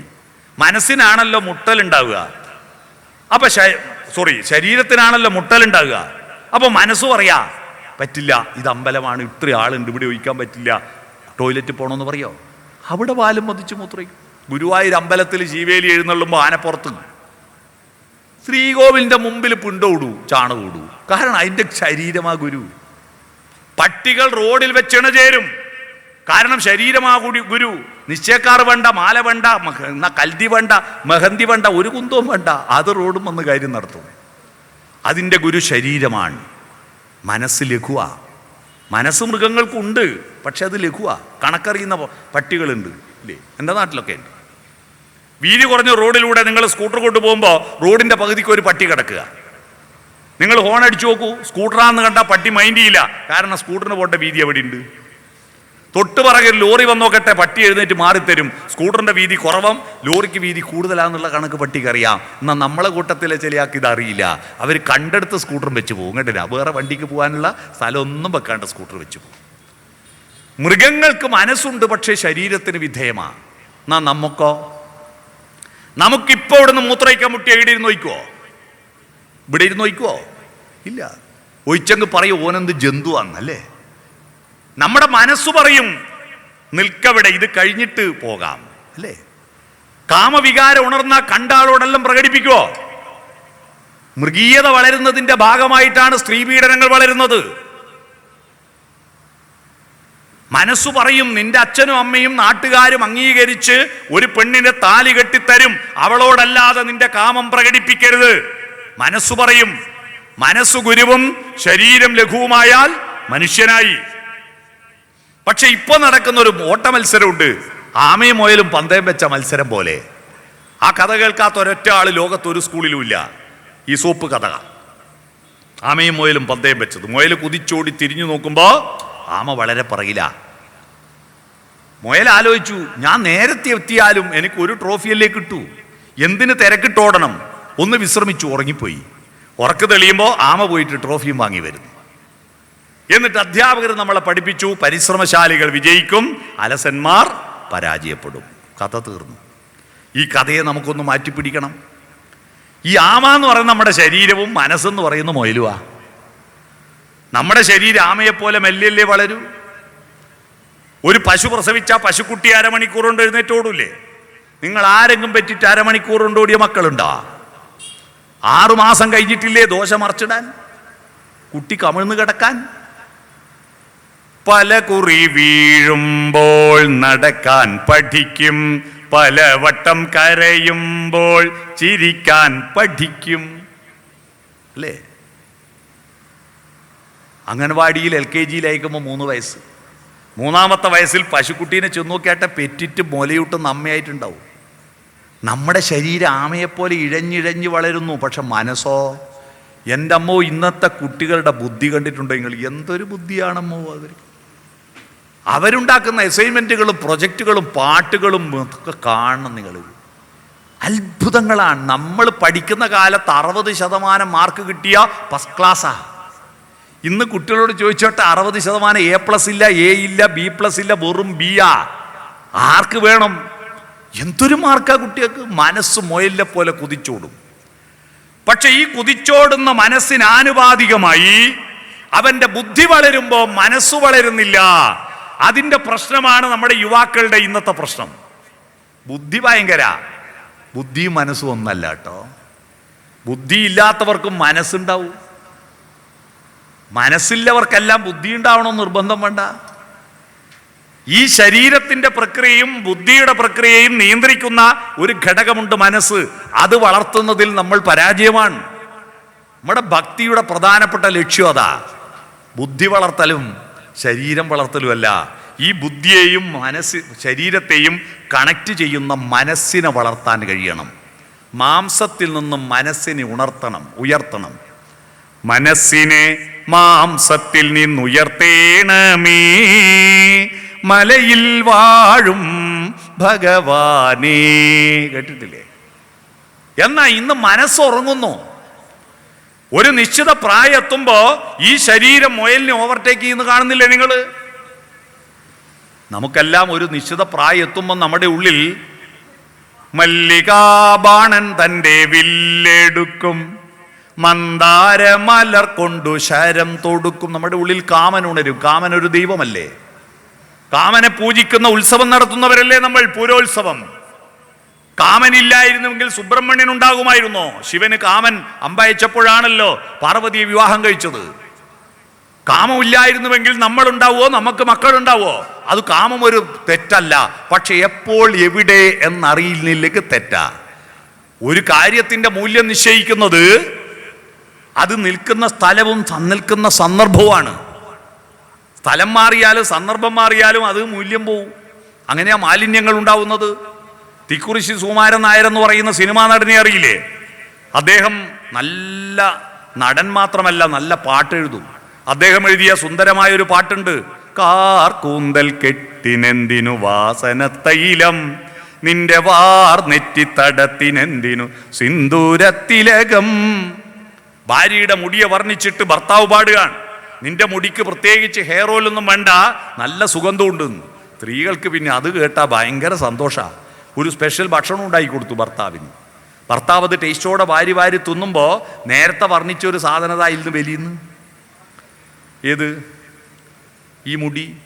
അതെടുത്തിട്ട് കാർക്കൂന്തൽ കെട്ടിനെന്തിനെന്ന് പറയോ? സ്ഥലം മാറിയാ പോയി. വായക്കകത്തിരിക്കുന്ന ഉമിനീര് ഭക്ഷണത്തിന്റെ കൂട്ടത്തിൽ ഉള്ളിലേക്ക് വിഴുങ്ങുന്ന പരിശുദ്ധ ജലമാണ്. എന്താ വായക്ക് പുറത്തു വന്നാൽ അത് വെറും തുപ്പലാണ്. സന്ദർഭം മാറുമ്പോൾ അർത്ഥം മാറും. എവിടെയാണ് നിൽക്കേണ്ടത് അവിടെയാണ്. കാമവികാരം എപ്പോൾ എങ്ങനെ പ്രകടിപ്പിക്കണമെന്നറിയില്ല. ആ കാമം ഇങ്ങ് ഉണരുക. പക്വത ആർജിക്കുന്നതിന് മുമ്പ് നമ്മുടെ ചെറുപ്പക്കാരുടെ ഉള്ളിൽ ഹോർമോൺ ഉൽപാദനം വരുന്നതാണ്. അവരെ പിടിച്ചാൽ കിട്ടാത്ത അവസ്ഥ അറിയണം. പണ്ടെല്ലാം നമുക്ക് ഹോർമോൺ 10ാം ക്ലാസ്സിൽ എത്തുമ്പോൾ ചെറിയ പ്രേമെല്ലാം വരിക. കാരണം എന്താണെന്നറിയോ? എന്തുകൊണ്ടാ ഹോർമോൺ ഉണ്ടാവണ്ടേ? ഉച്ചക്കെന്താ കറി? ചക്കക്കുരും വെള്ളരിക്കും ഓലൻ. രാത്രിയോ വെള്ളരിക്കും ചക്കക്കുരു ഓലൻ. എന്ത് ഹോർമോൺ ഉണ്ടാവാൻ അതിനെ കൊണ്ട്? അതുകൊണ്ട് തന്നെ 10ലെത്തുമ്പോൾ പ്രേമം വരിക. പ്രേമം വന്നാൽ തന്നെ പറയാൻ ധൈര്യം ഉണ്ടായിരുന്നോ? ആരാദ്യം പറയും എന്ന് പെണ്ണ് വിചാരിക്കും, ആരാദ്യം പറയുമെന്ന് ചെക്കൻ വിചാരിക്കും. മിണ്ടൂല, കണ്ണോണ്ട് ഇങ്ങനെ നോക്കുക എന്നല്ലാണ്ട് അനങ്ങൂല. അവസാനം സെൻഡ് ഓഫ് ആയ ദിവസമുണ്ട് ഒരു ഓട്ടോഗ്രാഫ് എടുത്ത്, കടലിനെ മറന്നാലും കടൽ കരയെ മറന്നാലും ഞാൻ നിന്നെ മറക്കൂല എന്ന് എഴുതി കൊടുത്ത്. പിന്നെ ഒരു പിടിയില്ല, വാട്സപ്പും ഇല്ല, ഫേസ്ബുക്കും ഇല്ല, ഒന്നുമില്ല. രണ്ട് ബൈക്ക് പോയി. പാള കീറിപ്പോയി, മോര് മറിഞ്ഞും പോയി. ഇപ്പം മക്കളെല്ലായപ്പോൾ കുറച്ച് നല്ല ഭക്ഷണമെല്ലാം കഴിച്ച് ഹോർമോണെല്ലായി. അപ്പോഴേക്ക് വാട്സപ്പുമായി. അപ്പതാ പഴയ ആളെല്ലാം തപ്പി ഇറങ്ങിയിട്ടുണ്ട് കേട്ടോ. പൂർവ്വ വിദ്യാർത്ഥി സംഗമങ്ങളോട് സംഗമം അല്ലടിയോ അല്ലേ? നല്ലതാ. പൂർവ്വ വിദ്യാർത്ഥി സംഗമങ്ങളിൽ പോയാൽ ആയുസ് കൂടുന്നുണ്ട്, പ്രഷർ കുറയുന്നുണ്ടെന്നാ പുതിയ പഠന റിപ്പോർട്ട്. കാരണം ബാല്യകാലത്തിലെ കവിതകളും കഥകളെല്ലാം പറഞ്ഞ് ഓർമ്മകളെല്ലാം അയവിറക്കിയിട്ട് ഇങ്ങനെ നിൽക്കുമല്ലോ. അതൊക്കെ അയവിറക്കുന്നതല്ല, പക്ഷെ അതിൽ പഞ്ചസാര ഇട്ട് ഇളക്കാതിരുന്നാൽ മതി. പൂർവ്വ വിദ്യാർത്ഥി സംഗമങ്ങളിലൂടെ കേരളത്തിൽ 380 ആളുകൾക്ക് വീട് നിർമ്മിച്ചു കൊടുത്തു പൂർവ്വ വിദ്യാർത്ഥികൾ. എത്രയോ കുട്ടികളുടെ രോഗചികിത്സ നടത്തി. എന്തെല്ലാം നല്ല കാര്യങ്ങൾ നടന്നു എന്നറിയോ? നല്ലതാ. പക്ഷേ പ്രശ്നം വേറെ. വഴി തെറ്റിപ്പോകരുത്. എൻ്റെ നാട്ടിൽ കണ്ണൂർ ജില്ലയിൽ മാതമംഗലത്ത് പൂർവ്വ വിദ്യാർത്ഥി സംഗമത്തിൽ പോയിട്ട് ഒരു പെണ്ണ് ആ ഒന്നിച്ച് പഠിച്ച പയ്യൻ്റെ കൂടെ സെൽഫി എടുത്തിട്ട് ഫേസ്ബുക്കിലിട്ടു. വീട്ടിലെത്തിയപ്പോൾ ഭർത്താവ് ചോദിച്ചു, ആരിവൻ, എന്ത് ഏവനിവൻ, ബഹളായി. അപ്പോൾ അവൾ വിളിച്ചിട്ട് ഈ പയ്യനെ വിളിച്ചിട്ട് പറഞ്ഞു, എൻ്റെ ഭർത്താവ് ഭയങ്കര പ്രശ്നം. അവൻ എന്ത് ചെയ്തു, ഒരു തോക്ക് കൊടുത്ത് വന്നിട്ട് ഈ ഭർത്താവിനെ വെടിവെച്ചു എന്ന് കളഞ്ഞു. കഴിഞ്ഞ മാസത്തെ സംഭവം ഇത്. അതുകൊണ്ട് പൂർവ്വ വിദ്യാർത്ഥി സംഗമത്തിനെല്ലാം പോകുന്നതല്ല, പക്ഷെ വെടിവെക്കറ്, മനസ്സിലായോ? അത് ഓർമ്മിച്ചോളുക, അതാണ്, അതേ പറയാനുള്ളൂ. അത് മനസ്സിലാവണ്ടാക്ക് മനസ്സിലായിട്ടുണ്ടാവും അല്ലേ? അതാണ്. അപ്പോൾ ഞാൻ പറഞ്ഞു വന്നത്, ഇന്ന് 10ാം ക്ലാസ്സിൽ എത്തണ്ട 5-ലെത്തുന്ന UP സ്കൂളെ കുട്ടികൾ പ്രപ്പോസ് ചെയ്യുക. കഴിഞ്ഞ ദിവസം കണ്ടില്ലേ, 9ൽ പഠിക്കുന്ന ഒരു പെണ്ണ് പെറ്റു. കുട്ടീൻ്റെ അച്ഛനാരാ? 8 പഠിക്കുന്ന പയ്യൻ. എന്താ കാരണം? ഭക്ഷണം ഏതാ? നമ്മള് ഈ കേരളത്തിലെ 1500 കൊല്ലത്തെ മനുഷ്യ അധിനിവേശത്തിലൂടെ ഈ കാലാവസ്ഥക്കും പ്രകൃതിക്കും ആരോഗ്യത്തിനും പറ്റിയൊരു ഭക്ഷണശീലം നമ്മൾ ഉണ്ടാക്കിയെടുത്തിരുന്നു. അതാണ് അടിച്ച് തകർത്ത് കളഞ്ഞത്. എനിക്കിവിടെ വന്നപ്പോൾ ഭയങ്കര സന്തോഷം ഉണ്ടായി. അത് ഞാൻ 100 നോട്ടീസ് അടിക്കും. എനിക്ക് നല്ല ചക്കയുണ്ടുള്ള ഇഡ്ഡലി ഇഡ്ഡലി തന്നു. വളരെ സന്തോഷമായി എനിക്ക്. എന്നിട്ട് പുറത്തിറങ്ങി നോക്കുമ്പോൾ ആടുന്ന് കുറേ സ്ത്രീകൾ, ഞാൻ വിചാരിച്ചു ഇവർ പാട്ട് പ്രാക്ടീസ് ചെയ്യുന്ന. കണി കാണുന്നേരം കമലാനേത്രന്റെ നിറമേറും മഞ്ഞത്തുകിൽ ചാർത്തി എന്ന് പറഞ്ഞ് പാട്ട് പാടുന്നു. ഞാൻ വിളിച്ചു പാട്ട് പ്രാക്ടീസ് ചെയ്തു. നോക്കുമ്പോൾ ചക്ക മുറിച്ചിടുക കേട്ടോ. അത് ഭയങ്കര, ഞാനത് പിടിച്ച് ഫോട്ടോ എടുത്തിട്ടുണ്ട്, നാളെ ഫേസ്ബുക്കിൽ വരൂ, നോക്കൂ, നല്ല രസമല്ലേ അത്. എന്നാൽ ഇപ്പം എന്താ ഭക്ഷണം? എന്താ ഭക്ഷണം? എത്രയാ ഇറച്ചി? നമുക്കെല്ലാം പല പേരുണ്ടെങ്കിൽ മരിച്ചാൽ ഒരു പേരേ ഉള്ളൂ നമുക്ക്, ശവന്ന്. പക്ഷെ കോഴീൻ്റെ ഒരു ഭാഗ്യം നോക്കിയാട്ടെ, മരിക്കുന്നവരെ കോഴീന്നേ പേരുള്ളൂ. മരിച്ച 28 പേരുണ്ട് കോഴിക്ക്. Chicken kebab, chicken kadai, pepper chicken, ginger chicken, chicken 65, ഇത് മുഴുവൻ കുട്ടികൾ തിന്നോട്ടെ. സായിപ്പന്മാരെ ഏറ്റവും കൂടുതൽ ഇറച്ചി തിന്നവർ. പക്ഷെ അവരൊരു കഷ്ണം ഇറച്ചി തിന്നുമ്പോൾ 2 കഷ്ണം പച്ചക്കറിയും കൂട്ടിയിട്ടാണ് തിന്നുക. എന്നാൽ നമ്മളെ കുട്ടികൾക്ക് പച്ചക്കറി വിളമ്പിയൊക്കെ ആട്ടെ. ഈ ജ്യോതിഷികളുടെ അടുത്ത് പോയി ആ കബഡി നിരത്തുന്ന കണ്ടിട്ടില്ലേ? സാന്നിധ്യ ക്ഷേത്രാണി ബിംബാണി ത്രേണി ലഗ്നേന ചിന്തയിൽ എന്ന് പറഞ്ഞിട്ട് കബഡി അങ്ങോട്ടും ഇങ്ങോട്ടും ഇങ്ങനെ നിരത്തും. അതുപോലെ മുരിങ്ങക്കായി അങ്ങോട്ട്, വഴുതിനി അങ്ങോട്ട്, വെണ്ടയ്ക്ക അങ്ങോട്ട്, ക്യാരറ്റ് അങ്ങോട്ട്, ഉരുളക്ക അങ്ങോട്ട്, എല്ലാം ഇലേൻ്റെ സൈഡിലേക്ക് വെക്കും. എന്നിട്ട് വിളമ്പുന്ന ആളോട് സ്വകാര്യം ചോദിക്കും, പീസ് ഉണ്ടാകുന്നു. പീസ് എത്രയാ ഇറച്ചി, എത്രയാ എണ്ണ, എത്രയാ. ഇവന് ഈ ഹോർമോണ് പിടിച്ചാൽ കിട്ടുന്നില്ല. ചെമ്പകപ്പൂ മുട്ടിനുള്ളിൽ വസന്തം വന്നു, കരളിലെ ഇളം കൊമ്പിൽ ചന്ദനക്കിളി അടക്കം ചൊല്ലുക. അപ്പോ ശരീരം മുന്നോട്ട് കുതിക്കുക. പോകല്ല മോളെ, ഏതെങ്കിലും ഒരു പയ്യൻ ചിരിച്ചു കാണിച്ചാൽ ചിരി കണ്ടാൽ അത് മതി. 2 ആഴ്ച ഓർക്കുണ്ടാവില്ല, പോയി ആമ പോയി. പോകരുതെന്ന് പറയേണ്ട മനസ്സോ ഉറങ്ങി. പോറ്റി വലുതാക്കി അച്ഛൻ്റെ അമ്മയുടെയും കണ്ണീർ പുഴയിലാണോ നിന്റെ പ്രണയത്തിൻ്റെ തോണി ഇറക്കേണ്ടതെന്ന് ചോദിക്കേണ്ട മനസ്സില്ല. ആമ പോയിട്ട് 1 കൊല്ലം കഴിയുമ്പോൾ ട്രോഫി വാങ്ങി വരൂ, ഒരു ട്രോഫി എടുത്തിട്ട് വരൂ. മറ്റെല്ലാവരും നമ്മളെ സ്നേഹിച്ചത് നമ്മളെ കണ്ടതിന് ശേഷമാ. എന്നാൽ അച്ഛനമ്മമാർ നമ്മളെ സ്നേഹിക്കാൻ തുടങ്ങിയത് നമ്മൾ ഈ ഭൂമിയിൽ ഭൂജാതരാവുന്നതിന് 6-7 മാസം മുമ്പ് നമ്മളെ നെഞ്ചിലിട്ട് വളർത്തിയ ആ അച്ഛനും അമ്മയും കരയിച്ചിട്ട് നിന്റെ ശരീരത്തിന്റെ ഒരു കാമവികാരം പ്രകടിപ്പിക്കാൻ കണ്ടോന്നൊന്നിച്ച് ഇറങ്ങി പോകുമ്പോ പോലെ മോളെ എന്ന് പറയാനുള്ള മനസ്സ് ഉണ്ടാക്കി കൊടുക്കുന്നതിൽ നമ്മൾ പരാജയപ്പെട്ടു. അതാ പ്രശ്നം. ആ മനസ്സ് വളർത്തുന്നില്ല, ആ മനസ്സ് വളർത്തുന്നില്ല. നിങ്ങൾ നല്ല കുട്ടികൾ നല്ല ബുദ്ധി വളർത്തുന്നു, നല്ല ശരീരം വളർത്തുന്നു, മനസ്സ് വളർത്തുന്ന വീടുണ്ടോ? അതാ ചോദ്യം. നമ്മുടെ ഭക്തി ആന്തരികമായ വെളിച്ചമാണ്. ഭക്തിയുടെ ലക്ഷ്യമെന്താ? ഇതെല്ലാം വളരുമ്പോഴും ദുഷ്ടതയും അസത്യവും കളവും വഞ്ചനയും വർദ്ധിക്കുന്നതിൻ്റെ കാരണം ഭക്തി എന്തിനാണെന്ന് തിരിച്ചറിഞ്ഞില്ല. അതിൻ്റെ ദാർശനികമായ അടിത്തറ അറിയില്ല, മന്ത്രങ്ങളുടെ അർത്ഥമറിയില്ല. ധിയോയോന പ്രചോദയാത്, ബുദ്ധിയെ പ്രചോദിപ്പിക്കുന്ന ആന്തരിക വെളിച്ചത്തെയാണ് സൂര്യനോട് അഭ്യർത്ഥിക്കുന്നത്. ആ സൂര്യനെയാണ് ശ്രീരാമൻ പ്രാർത്ഥിച്ചത്. ഭാഗവത സപ്താഹത്തിൽ രാമന്റെ കഥയടക്കം പറയും. പക്ഷേ രാമൻ ഏതെങ്കിലും അമ്പലത്തിൽ പോയത് വായിച്ചിട്ടുണ്ടോ നിങ്ങൾ? ഇല്ലല്ലോ. രാമൻ പ്രാർത്ഥിച്ചത് 3 ദൈവങ്ങൾ മാത്രമാണ്. ഒന്ന്, വനയാത്രയ്ക്ക് പുറപ്പെടുമ്പോൾ ശൃംഗിവേര രാജ്യത്ത് ഗുഹന്റെ രാജ്യത്തേക്ക് കടക്കുമ്പോൾ ഗംഗ കടക്കണം, ഗംഗയെ പ്രാർത്ഥിച്ചു. പുഴയാണ് നമ്മുടെ ആരാധനയുടെ കേന്ദ്രം, അല്ലേ? ആ നമ്മുടെ ഭക്തിയുടെ മൂല്യം തിരിച്ചറിയണമെങ്കിൽ നിങ്ങളുടെ നാട്ടിൽ ഒഴുകുന്ന പുഴയുടെ വെള്ളം ടെസ്റ്റ് ചെയ്ത് നോക്കിയാൽ അതിൽ എത്ര ഈക്കോളി ബാക്ടീരിയ ഉണ്ട്, അതിനനുസരിച്ച് നിങ്ങളുടെ ഭക്തിയും പോക്കാം.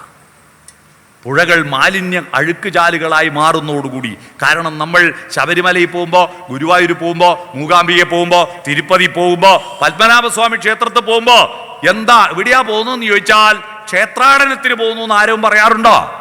പിന്നെ എന്താ പറയാ? തീർത്ഥാടനത്തിന് പോകുന്നു എന്നാ. തീർത്ഥങ്ങളാണ്. ഗംഗയാറു പിറക്കുന്നു ഹിമവന്മലയിൽ, പമ്പയാറു പിറക്കുന്നു ശബരിമലയിൽ. പൊന്മല നമ്മുടെ പുണ്യമല, പമ്പ നമ്മുടെ പുണ്യനദി. നദികളാണ് നമ്മുടെ പർവ്വതങ്ങളും നദികളും വനങ്ങളുമാണ്. കാനനവാസ കലിയുഗ വരദാ. ഈ കുന്നുമ്മൽ എന്തിനാപ്പാ ശബരിമല പ്രതിഷ്ഠിച്ചത്? അത് കുന്ന് JCB കൊണ്ട് ഇടിച്ചു നിരത്തി താത്തിയെങ്കിൽ സമാധാനത്തിൽ പോകാമായിരുന്നു എന്ന് ആഗ്രഹിക്കുന്ന ആൾ വരും. ഇനി അടുത്ത തലമുറ. എന്ത് കാര്യം? പ്രകൃതിയുടെ മടിത്തട്ടിലാണ്, തീർത്ഥങ്ങളാണ്. രണ്ടാമത് രാമൻ പ്രാർത്ഥിച്ചത് ലങ്കയിലേക്ക് കടക്കുമ്പോ, സമുദ്രത്തിൽ സേതുബന്ധനം നടത്തുമ്പോ വരുണദേവനെ പ്രാർത്ഥിച്ചു. ആരാത്? സമുദ്രദേവൻ. രാമൻ പ്രാർത്ഥിച്ച സ്ഥലമാണ് രാമേശ്വരം. മനസ്സിലായോ? മൂന്നാമത് പ്രാർത്ഥിച്ചത് രാമരാവണ യുദ്ധം കൊടുമ്പിരിക്കൊണ്ടിരിക്കുമ്പോ, ബ്രഹ്മാവിന്റെ വരദാന ശക്തി കൊണ്ട് ഈ രാവണനെ കൊല്ലാൻ കഴിയുന്നില്ല. യുദ്ധം ചെയ്ത് തളർന്നിരിക്കുന്ന രാമന്റെ മുന്നിൽ അഗസ്ത്യമുനി പ്രത്യക്ഷപ്പെടുന്നു. എന്നിട്ട് രാമനോട് പറയുന്നു, നീ പ്രാർത്ഥിക്കൂ. ആരെ? വിഷ്ണുവിനെയോ ശിവനെയോ? ഒന്നുമല്ല. പ്രാർത്ഥിക്കാൻ പറയുന്നത് ആദിത്യനെയാണ്. രാവണവധം എന്ന അധ്യായത്തിന്റെ തൊട്ടു മുമ്പുള്ള അധ്യായം അഗസ്ത്യാഗമനവും ആദിത്യസ്തുതിയുമാണ്. സൂര്യൻ ആദിത്യൻ. സന്താപനാശകരായ നമോ നമ, അന്ധകാരാന്തകായ തേ നമോ നമ, ചിന്താമണേ ചിദാനന്ദായ തേ നമ, നീഹാരനാശകരായ നമോ നമ, ശാന്തായ രൗദ്രായ സൗമ്യായ ഘോരായ കാന്തിമതാം കാന്തി രൂപായ തേ നമ, സ്ഥാവര ജംഗമാചാര്യായ തേ നമ, ലോകായ വിശ്വൈക സാക്ഷിണതേ നമ. ഇത്തമാദിത്യ ഹൃദയം ജപിച്ചു നീ ശത്രുക്ഷയം വരുത്തിയിടുക സത്വരം. സൂര്യനെ പ്രാർത്ഥിക്കുന്നു. നമ്മുടെ വീട്ടിലെ കുട്ടികൾക്ക് ഈ സൂര്യനെ കാണാനുള്ള അവസരം നിങ്ങൾ നിഷേധിക്കുന്നു. നമ്മുടെ കുട്ടികൾ വഷളാവുന്നതിൻ്റെ പ്രധാനപ്പെട്ട ഒരു കാരണം ഞാൻ ഉറപ്പിച്ചു പറയാം, നമ്മുടെ കുട്ടികൾ പ്രഭാതം കാണുന്നില്ല. പിന്നെ എന്താ കണി കാണുന്നത്? നിങ്ങളും നിങ്ങളുടെ മക്കളും ഇന്ന് കണി കണ്ടെന്താ ഞാൻ പറയട്ടെ.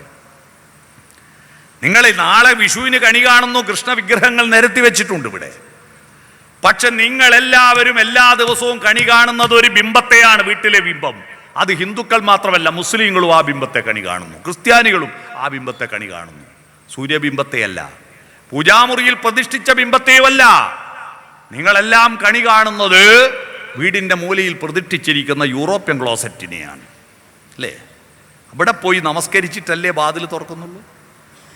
ഇത് നിർത്തണം. കക്കൂസ് പോണ്ടാന്നല്ല ഞാൻ പറഞ്ഞതിൻ്റെ അർത്ഥം. നിങ്ങൾ രാവിലെ മുന്നിലത്തെ വാതിൽ തുറക്കും. ആദ്യം പ്രഭാതത്തെ, പ്രകാശത്തെ, പ്രകൃതിയെ കാണൂ.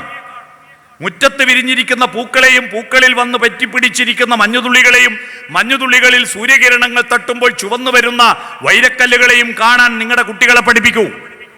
ഉഷാകിരണങ്ങൾ പുൽകി പുൽകി തുഷാരബിന്ദുവിൻ വദനം ചുവന്നു, പകലിൻ മാറിൽ ദിനകരകരങ്ങൾ പവിഴമാലികകൾ അണിഞ്ഞു. ഒരു പാട്ട് പാടുവോ? പ്രഭാതത്തെ പറ്റിയിട്ടുള്ള പ്രഭാതമില്ലാതെ നമുക്കെന്ത് ഭക്തി? ശ്രീരാമനെ രാവിലെ ഉണർത്തിയത് വിശ്വാമിത്രനാണ്. ലക്ഷ്മണൻ വില്ലും കുഴിയെ കുലച്ചിട്ട് ദശരഥനെയും ഞാൻ കൊല്ലും, കൈകേനെയും ഞാൻ കൊല്ലും, അയോധ്യ ചുട്ട് ചാമ്പലാക്കും എന്ന് പറഞ്ഞിട്ട് കത്തിജ്വലിച്ച് നിൽക്കുമ്പോ രാമന്റെ അഭിഷേകം മുടങ്ങിയ രാമൻ പക്ഷേ ദേഷ്യം വരാതെ ലക്ഷ്മണനെ പോയിട്ട് വത്സ സൗമിത്രേ കുമാര നീ കേൾക്കണം, മത്സരാദ്യം വെടിഞ്ഞെന്നുടെ വാക്കുകൾ സമാധാനിപ്പിക്കുന്നു. അതാ രാമായണത്തിലെ ഏറ്റവും മനോഹരമായ ഭാഗം. രാമൻ ലക്ഷ്മണനെ സാന്ത്വനിപ്പിക്കുന്നതാണ്. എന്തുകൊണ്ടാണ് രാമന് ദേഷ്യം വരാത്തത് അറിയുമോ? വിശ്വാമിത്രൻ രാവിലെ രാമനെ വിളിച്ചിട്ട് പോയി രാമ, കൈയെ പറ്റിച്ചു രാമ, എല്ലാം പോയി രാമ എന്നൊന്നും അല്ല വിളിക്കുന്നത്. വിശ്വാമിത്രൻ വിളിക്കുന്നത് കൗസല്യ സുപ്രജാ രാമ പൂർവസന്ധ്യാ പ്രവർത്തതേ എന്നാണ്. കൗസല്യയുടെ നല്ല പുത്ര രാമ, പൂർവസന്ധ്യ കിഴക്ക് ഭാഗത്തെ സന്ധ്യ, പ്രഭാത സന്ധ്യ പ്രവർത്തിക്കാൻ ആരംഭിച്ചിരിക്കുന്നു എന്നാണ്. നമ്മുടെ മക്കളെ നിങ്ങൾ എന്താ എങ്ങനെയാ വിളിക്കാറ്? നിങ്ങൾ രാവിലെ കുട്ടികളെ വിളിക്കുമ്പോൾ ഉള്ള ശബ്ദമാണ് അന്നവൻ്റെ സ്വഭാവം. 7 സ്വരങ്ങളുണ്ട്. 7 സ്വരങ്ങളിൽ മിക്ക അച്ഛനമ്മമാരും വിളിക്കുന്നത് നിഷാദത്തിലാണ്. നിഷാദം എന്താ? ഷഡ്ജം, ഋഷഭം, ഗാന്ധാരം, മധ്യമം, പഞ്ചമം, ദൈവതം, നിഷാദം.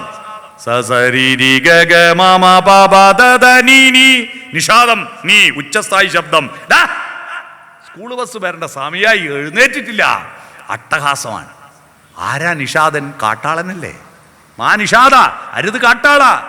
രാവിലെ തന്നെ നിഷാദം വിളിച്ച ഇവന്റെ കാട്ടാള ഭാവ നിങ്ങൾ ഉണർത്തി വിടുന്നേ അല്ലേ? ഒന്ന് വാതിൽ തുറന്ന് പുറത്തിറങ്ങിയിട്ട് ഇസ്രായേലിലെ പട്ടാളക്കാരെ പണിയെടുക്കാൻ ഓടല്ല. ഇസ്രായേലിലെ പട്ടാളക്കാർ കുറച്ച് കാലമായിട്ട് രാവിലെ ഉറക്കളിഞ്ഞ 3 മിസൈലിന് തീ കൊടുത്തിട്ട് മാത്രമേ പല്ല് വരെ തേക്കൂ. നമ്മളെന്താ നേരെ അടുക്കള പോയിട്ട് ടിക്ക് ടിക്ക് ടിക്ക് 3 മിസൈലിന് തീ കൊടുക്കല, ഗ്യാസ് അടുപ്പ് കത്തിക്കല. ദയവ് ചെയ്തിട്ട് രക്ഷിതാക്കളോട് ഞാൻ അഭ്യർത്ഥിക്കുന്നു, നിങ്ങൾ രാവിലെ മക്കളോടൊത്ത് വാതിൽ തുറന്ന് പുറത്തിറങ്ങുമ്പോൾ നിങ്ങൾ പുഞ്ചിരിക്കൂ. പ്ലാവും വന്ന് വീണ കൂഴച്ചക്ക പോലെ മോന്ത ഇങ്ങനെയാക്കിയിട്ട് രാവിലെ എഴുന്നേറ്റ് വരല്ല. പ്രസാദം വദനത്തിങ്കൽ കാരുണ്യം ദർശനത്തിലും മാധുര്യം വാക്കിലും ചേർത്തുകൊണ്ട് മുറ്റത്തിറങ്ങൂ. ആ പ്രഭാതത്തെ കാണിക്കൂ. പ്രഭാതം വിടരും പ്രദോഷം വിടരും പ്രതീചി രണ്ടും കണ്ടു നിൽക്കും. ഉദയമില്ലാതില്ല അസ്തമനം, ഉണരൂ മനസ്സേ ഉണരൂ. ഒരു പാട്ട് കേൾക്കും. ഞാൻ കഴിഞ്ഞ ദിവസം ഒരു വീട്ടിൽ ചെല്ലുമ്പോൾ രാവിലെ ചെന്നപ്പോൾ അവിടെ എന്താ പാട്ട് എന്നറിയോ? എന്നിട്ട് രക്ഷിതാക്കൾ കുട്ടികളെ കുറ്റം പറയും. എന്ത് അധികാരമാണ് നിങ്ങൾക്ക് കുട്ടികളെ കുറ്റം പറയാൻ? രാവിലെ തന്നെ വെച്ച പാട്ട് കട്ടച്ചോര കൊണ്ട് ജ്യൂസ് അടിച്ച് സോഡാ സർബത്ത്, ഇല്ലൂമിനാട്ടി ഇല്ലൂമിനാട്ടി. ചേടാ, കുംഭകർണൻ ചോര കുടിച്ച കാട്ടിട്ടുണ്ട് നമ്മൾ പുരാണത്തിൽ. പക്ഷെ ഒരു കുംഭകർണനും കട്ടച്ചോര കൊണ്ട് ജ്യൂസ് അടിച്ചിട്ട് സോഡാ സർബത്ത് കുടിച്ചിട്ടില്ല. പേന കത്തി കൊണ്ട് വിദ്യാരംഭം കുറിച്ചവനെ നിന്നെ പടച്ചവന് 10ൽ 10 മാർക്ക്. വിദ്യാരംഭം സ്ലേറ്റിലല്ല, പൂഴിയിലല്ല, അരിയിലുമല്ല. വേറെ ആളുടെ പള്ളക്ക് കത്തി കയറ്റിയിട്ട് വിദ്യാരംഭം കുറിച്ചവനെ സൃഷ്ടിച്ച ദൈവത്തിന് 10ൽ 10 മാർക്ക് എന്ന് പറഞ്ഞാൽ നന്മയുള്ളവനെ സൃഷ്ടിച്ച ദൈവത്തിന് 0 മാർക്ക് അല്ലേ? അതല്ലേ ഇതർത്ഥം? ഈ പാട്ടും രാവിലെ കേൾക്കുന്നത്. നമ്മുടെ ജയചന്ദ്രൻ കേരളത്തിലെ ജനങ്ങൾക്ക് നൽകിയ ഏറ്റവും വലിയ സംഭാവന കുറെ പാട്ടുപാടി എന്നല്ല, മനഃശാസ്ത്രജ്ഞന്മാർ പറയുന്നുണ്ട്. 1000കണക്കിന് ആത്മഹത്യകൾ ഇല്ലാതാക്കിയത് ജയചന്ദ്രനാണ്. എന്താണ്? അദ്ദേഹത്തിൻ്റെ ഒറ്റ പാട്ട്. ആ പാട്ട് ഏതൊരു മോട്ടിവേഷണൽ പ്രസംഗത്തെക്കാൾ നല്ലതായിരുന്നു. ആ പാട്ട് സുപ്രഭാതം സുപ്രഭാതം സുപ്രഭാതം സുപ്രഭാതം നീലഗിരിയുടെ സഖികളെ ജ്വാലാമുഖികളെ എന്ന പാട്ടില്ലേ? അതില് 1000 താമരത്തളിരുകൾ വിടർത്തി അരയന്നങ്ങളെ വളർത്തി വസന്തവും ശിശിരവും കുളിക്കാനിറങ്ങുന്ന വനസരോവരമേ സരോവരമേ. ഈ പാട്ട് കേട്ടവൻ അന്ന് ആത്മഹത്യയില്ല. ആർക്കെങ്കിലും ആത്മഹത്യ ചെയ്യാൻ എന്തെങ്കിലും ഒരു തോന്നൽ ഉണ്ടായിട്ടുണ്ടെങ്കിൽ ഈ പാട്ടൊന്ന് കേട്ടാൽ മതി. അന്ന് മരിക്കൂല. വയലാറിൻ്റെ മനോഹരമായ വരികളാണ്. ഈ പാട്ട് പാടിയ രാവിലെ ഒരു നല്ല പാട്ട്, ഒരു സുപ്രഭാതം വേണ്ടേ? സുപ്രഭാതം പൊട്ടി വിടർന്നു ഉഷസന്ധായ ഗഗിരിയിൽ. പ്രഭാതത്തെ കാണുന്നില്ല നമ്മുടെ കുട്ടികൾക്ക്. ആ സൂര്യന്റെ പ്രകാശത്തെ ഉള്ളിലേക്ക് ഏറ്റുവാങ്ങി കൊടുക്കുന്നില്ല. അത് കഴിഞ്ഞാൽ പിന്നെ രണ്ടാമത്തത് സൂര്യനെ പ്രാർത്ഥിച്ചു കഴിഞ്ഞ അടുത്ത ശാന്തി മന്ത്രം എന്താ? ഓം സഹനാവവതു സഹനൗ ഭുനക്തു സഹവീര്യം കരവാവഹൈ തേജസ്വിനാവധീതമസ്തു മാ വിദ്യുഷാവഹി. ഓം ശാന്തി ശാന്തി ശാന്തി. എന്തായി പറഞ്ഞ് എല്ലാവരും ചൊല്ലു, അർത്ഥം അറിയോ? സഹ അവവധു. ഒരുമിച്ചിരുന്ന് വട്ടത്തിലിരുന്ന് ചർച്ച ചെയ്ത് പഠിക്കണം. അതാ ഇത് നമ്മൾ ഒരുമിച്ചിരുന്ന് ചിന്തിക്കുക. സഹ അവവധു.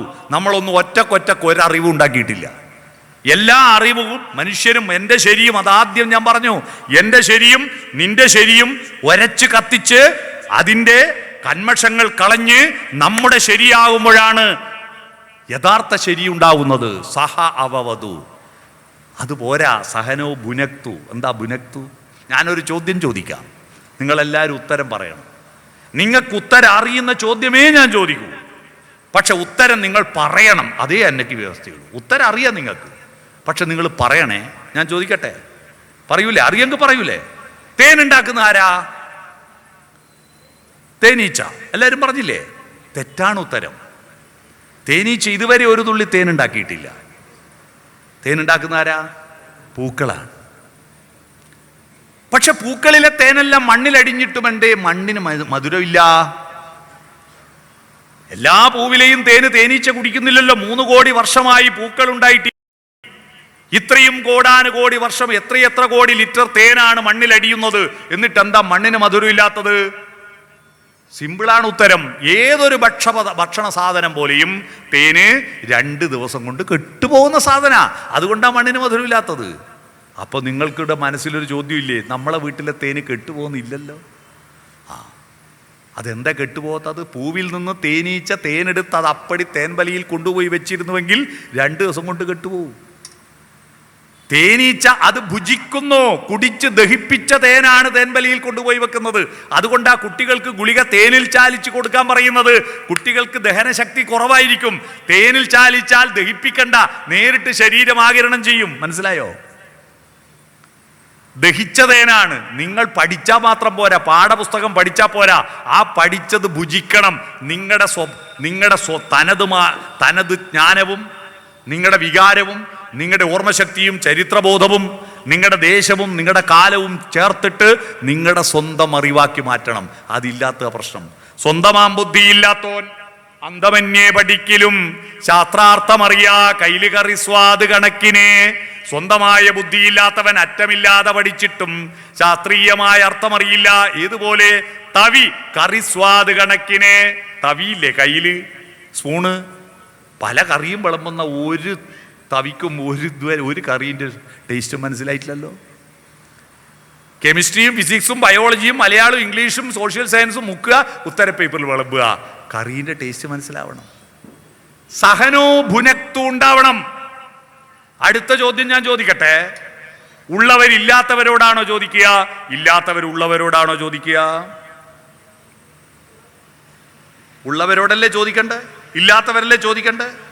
സ്കൂളിൽ അറിവുള്ളത് അധ്യാപകനാണോ വിദ്യാർത്ഥിക്കാണോ? അധ്യാപകർക്ക്. ഇല്ലാത്തതോ വിദ്യാർത്ഥിക്ക്. അപ്പോൾ ഇല്ലാത്തവരുള്ളവരോടല്ലേ ചോദിക്കണ്ടേ?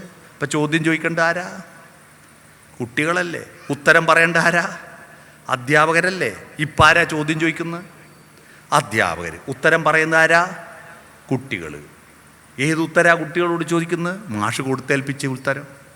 ഞാനിപ്പോൾ എൻ്റെ ഫോൺ നിങ്ങൾക്കൊരാൾക്ക് തന്നു, നിങ്ങളത് വാങ്ങി. എന്തിനാവോ ഏതിനാവോ? ഞാൻ ചോദിച്ചപ്പോൾ തിരിച്ചിങ്ങോട്ടും തന്നു. നിങ്ങളെ കയ്യിൽ ഫോണുണ്ടോ? ഇല്ല. അതുപോലെ കുട്ടികൾക്ക് കുറേ ഉത്തരം അധ്യാപകർ കൊടുക്കും, കുട്ടികൾ വാങ്ങും. എന്തിനാവോ ഏതിനാവോ? എന്തിനാ വാങ്ങുന്നത്? അധ്യാപകർ ചോദിക്കുമ്പോൾ തിരിച്ചു കൊടുക്കാൻ. എപ്പോഴാ ചോദിക്കുക? പരീക്ഷയ്ക്ക് ചോദിച്ചു, കുട്ടികൾ ഉത്തര പേപ്പറിൽ തിരിച്ചു കൊടുത്തു. ഞാൻ ഫോണ് തിരിച്ചു വാങ്ങിയാൽ നിങ്ങളുടെ കയ്യിൽ ഫോണില്ല. അതുപോലെ പരീക്ഷ കഴിഞ്ഞാൽ കുട്ടിയുടെ കയ്യിൽ ഉത്തരവില്ല. 8 കഴിഞ്ഞ് 9 8 പോയി, 10 കഴിഞ്ഞ് +1 ചേരുമ്പോൾ 10 പോയി. ഈ വിഡ്ഢിത്തത്തെ തുടരരുത്. അതിന് ചർച്ച വേണം. അതാ സഹനോ ഭുനക്തു. പിടികിട്ടിയ അത് ഭുജിക്കണം. ആ ഭുജിച്ചു കഴിഞ്ഞാൽ അതിനനുസരിച്ച് കർമ്മമണ്ഡലത്തിലേക്ക് നിങ്ങളുടെ ചിന്തയും കർമ്മവും മാറണം. സഹവീര്യം കരവാവഹൈ. പഠിച്ചിട്ട് അതിന് കണക്കായി പ്രവൃത്തിയില്ലാഞ്ഞിട്ടല്ലേ കാര്യം. ഇന്ത്യ രാജ്യം തളർന്നു പോയതെന്താ? കൊളംബസ് അമേരിക്ക കണ്ടുപിടിക്കുന്നതിന് 1000 കൊല്ലം മുമ്പ് ഇന്ത്യയിൽ യൂണിവേഴ്സിറ്റി ഉണ്ടായിരുന്നില്ലേ? നളന്ദ, തക്ഷശില. കാശ്മീരിലൊരു സർവകലാശാലയുണ്ട്, ശാരദ. ഞാനിപ്പോൾ അതിനെപ്പറ്റി പഠിച്ചു വരിക. പഠിച്ചപ്പോഴാണ് ഒരു അത്ഭുതം അറിഞ്ഞത്. ആ സർവകലാശാലയിൽ നിന്ന് ഡോക്ടറേറ്റ് നേടിയിട്ട് കർണാടകത്തിൽ അതേ പേരിൽ ഒരു സർവകലാശാല ഉണ്ടാക്കിയ ഒരാൾ. ആ സർവകലാശാലയുടെ പേര് ശാരദാ പീഠം എന്നാണ്. അയാളുടെ പേര് ജഗദ്ഗുരു ആദിശങ്കരൻ എന്നാണ്. മനസ്സിലായോ? ശാരദാ സർവകലാശാലയിൽ പഠിച്ച ആളയാൾ. എന്തൊരു ബുദ്ധിയായിരുന്നു നമുക്ക്! 18 പുരാണങ്ങളും രാമായണവും മഹാഭാരതവും ഉപനിഷത്തുകളൊക്കെ എഴുതിയില്ലേ? അതൊന്ന് ചെറിയ ബുദ്ധിയാ? മഹാഭാരതത്തിൽ മാത്രം ഏതാണ്ട് 15,000 കഥാപാത്രങ്ങളുണ്ട്. 15,000 പേര് കണ്ടുപിടിക്കണം. പണി എത്രയാ? 2 മക്കളുള്ള അച്ഛനും അമ്മയും ഇപ്പം തന്നെ നെറ്റ് തപ്പാൻ തുടങ്ങി പേരിന്. ഗർഭിണിയാകുമ്പോൾക്ക് തപ്പാൻ തുടങ്ങും പേര്. ആളോടെല്ലാം ചോദിക്കൂ. അപ്പോഴാണ് 100 പേരിട്ടില്ലേ ധൃതരാഷ്ട്ര മക്കൾക്ക്, കൗരവന്മാർക്ക്? ഒരു പേര് ആവർത്തിച്ച് വന്നില്ലല്ലോ. അങ്ങനത്തെ 15,000 പേര് ഒരൊറ്റ കൃതിയിൽ. ഒരു കഥയും അങ്ങോട്ടും ഇങ്ങോട്ടും യുക്തിഭംഗമില്ലാതെ എഴുതി വെച്ചില്ലേ? വേദങ്ങളെല്ലാം ചൊല്ലിപ്പഠിക്കലേ ഉള്ളൂ, ഏതിക്കലല്ല, ഓദിക്കല. വേദങ്ങൾ പഠിപ്പിക്കുന്നവനെ ഓദിക്കൽ എന്ന് പറയൂ, ഓതുക, പറയുക. പക്ഷെ ഓതുമ്പോൾ ഒരു കുഴപ്പം എന്താണെന്ന് അറിയോ?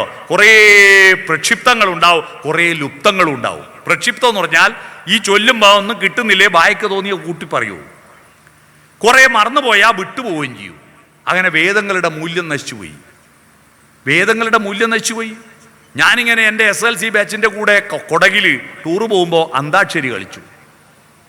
ബസ്സിൻ്റെ ഇടത്ത് ഭാഗത്തെ സീറ്റുകാരും വലത്ത് ഭാഗത്തെ സീറ്റുകാരും 2 ഗ്രൂപ്പായിട്ട് അന്താക്ഷരി എന്ന് പറഞ്ഞാൽ അറിയാവോ?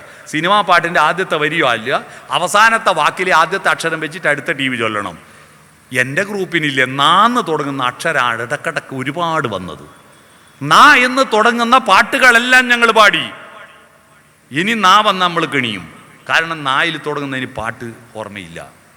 അപ്പോൾ അതാ കറങ്ങിത്തിരിഞ്ഞ് അടുത്തോ നമുക്ക് നാ വരുന്നു. അപ്പോൾ നമ്മൾ തോറ്റു എന്ന് ഉറപ്പിച്ച് എല്ലാവരും നിരാശനായി. മറ്റേ ടീം ഇതാ തോറ്റില്ലേ സമ്മതിക്കുന്നു. അപ്പം ഞാൻ ഒറ്റ പാട്ട്, നട്ടപ്പാതിരാവായി നേരം പനിനീർക്കുളിരമ്പിളി എന്ന് പാടി നമ്മൾ ജയിക്കുകയും ചെയ്തു. ആ പൊട്ടന്മാർക്ക് മനസ്സിലായിട്ടില്ല ഇത് വെറും പാതിരാവായിന്നേ ഉള്ളൂ, ഞാൻ നട്ട കൂട്ടിയതാ നാ കിട്ടാൻ വേണ്ടി. ഇതുപോലെയാണ് വേദങ്ങൾ ചൊല്ലിപ്പോകുമ്പോൾ പലതും കൂട്ടിച്ചേർക്കും.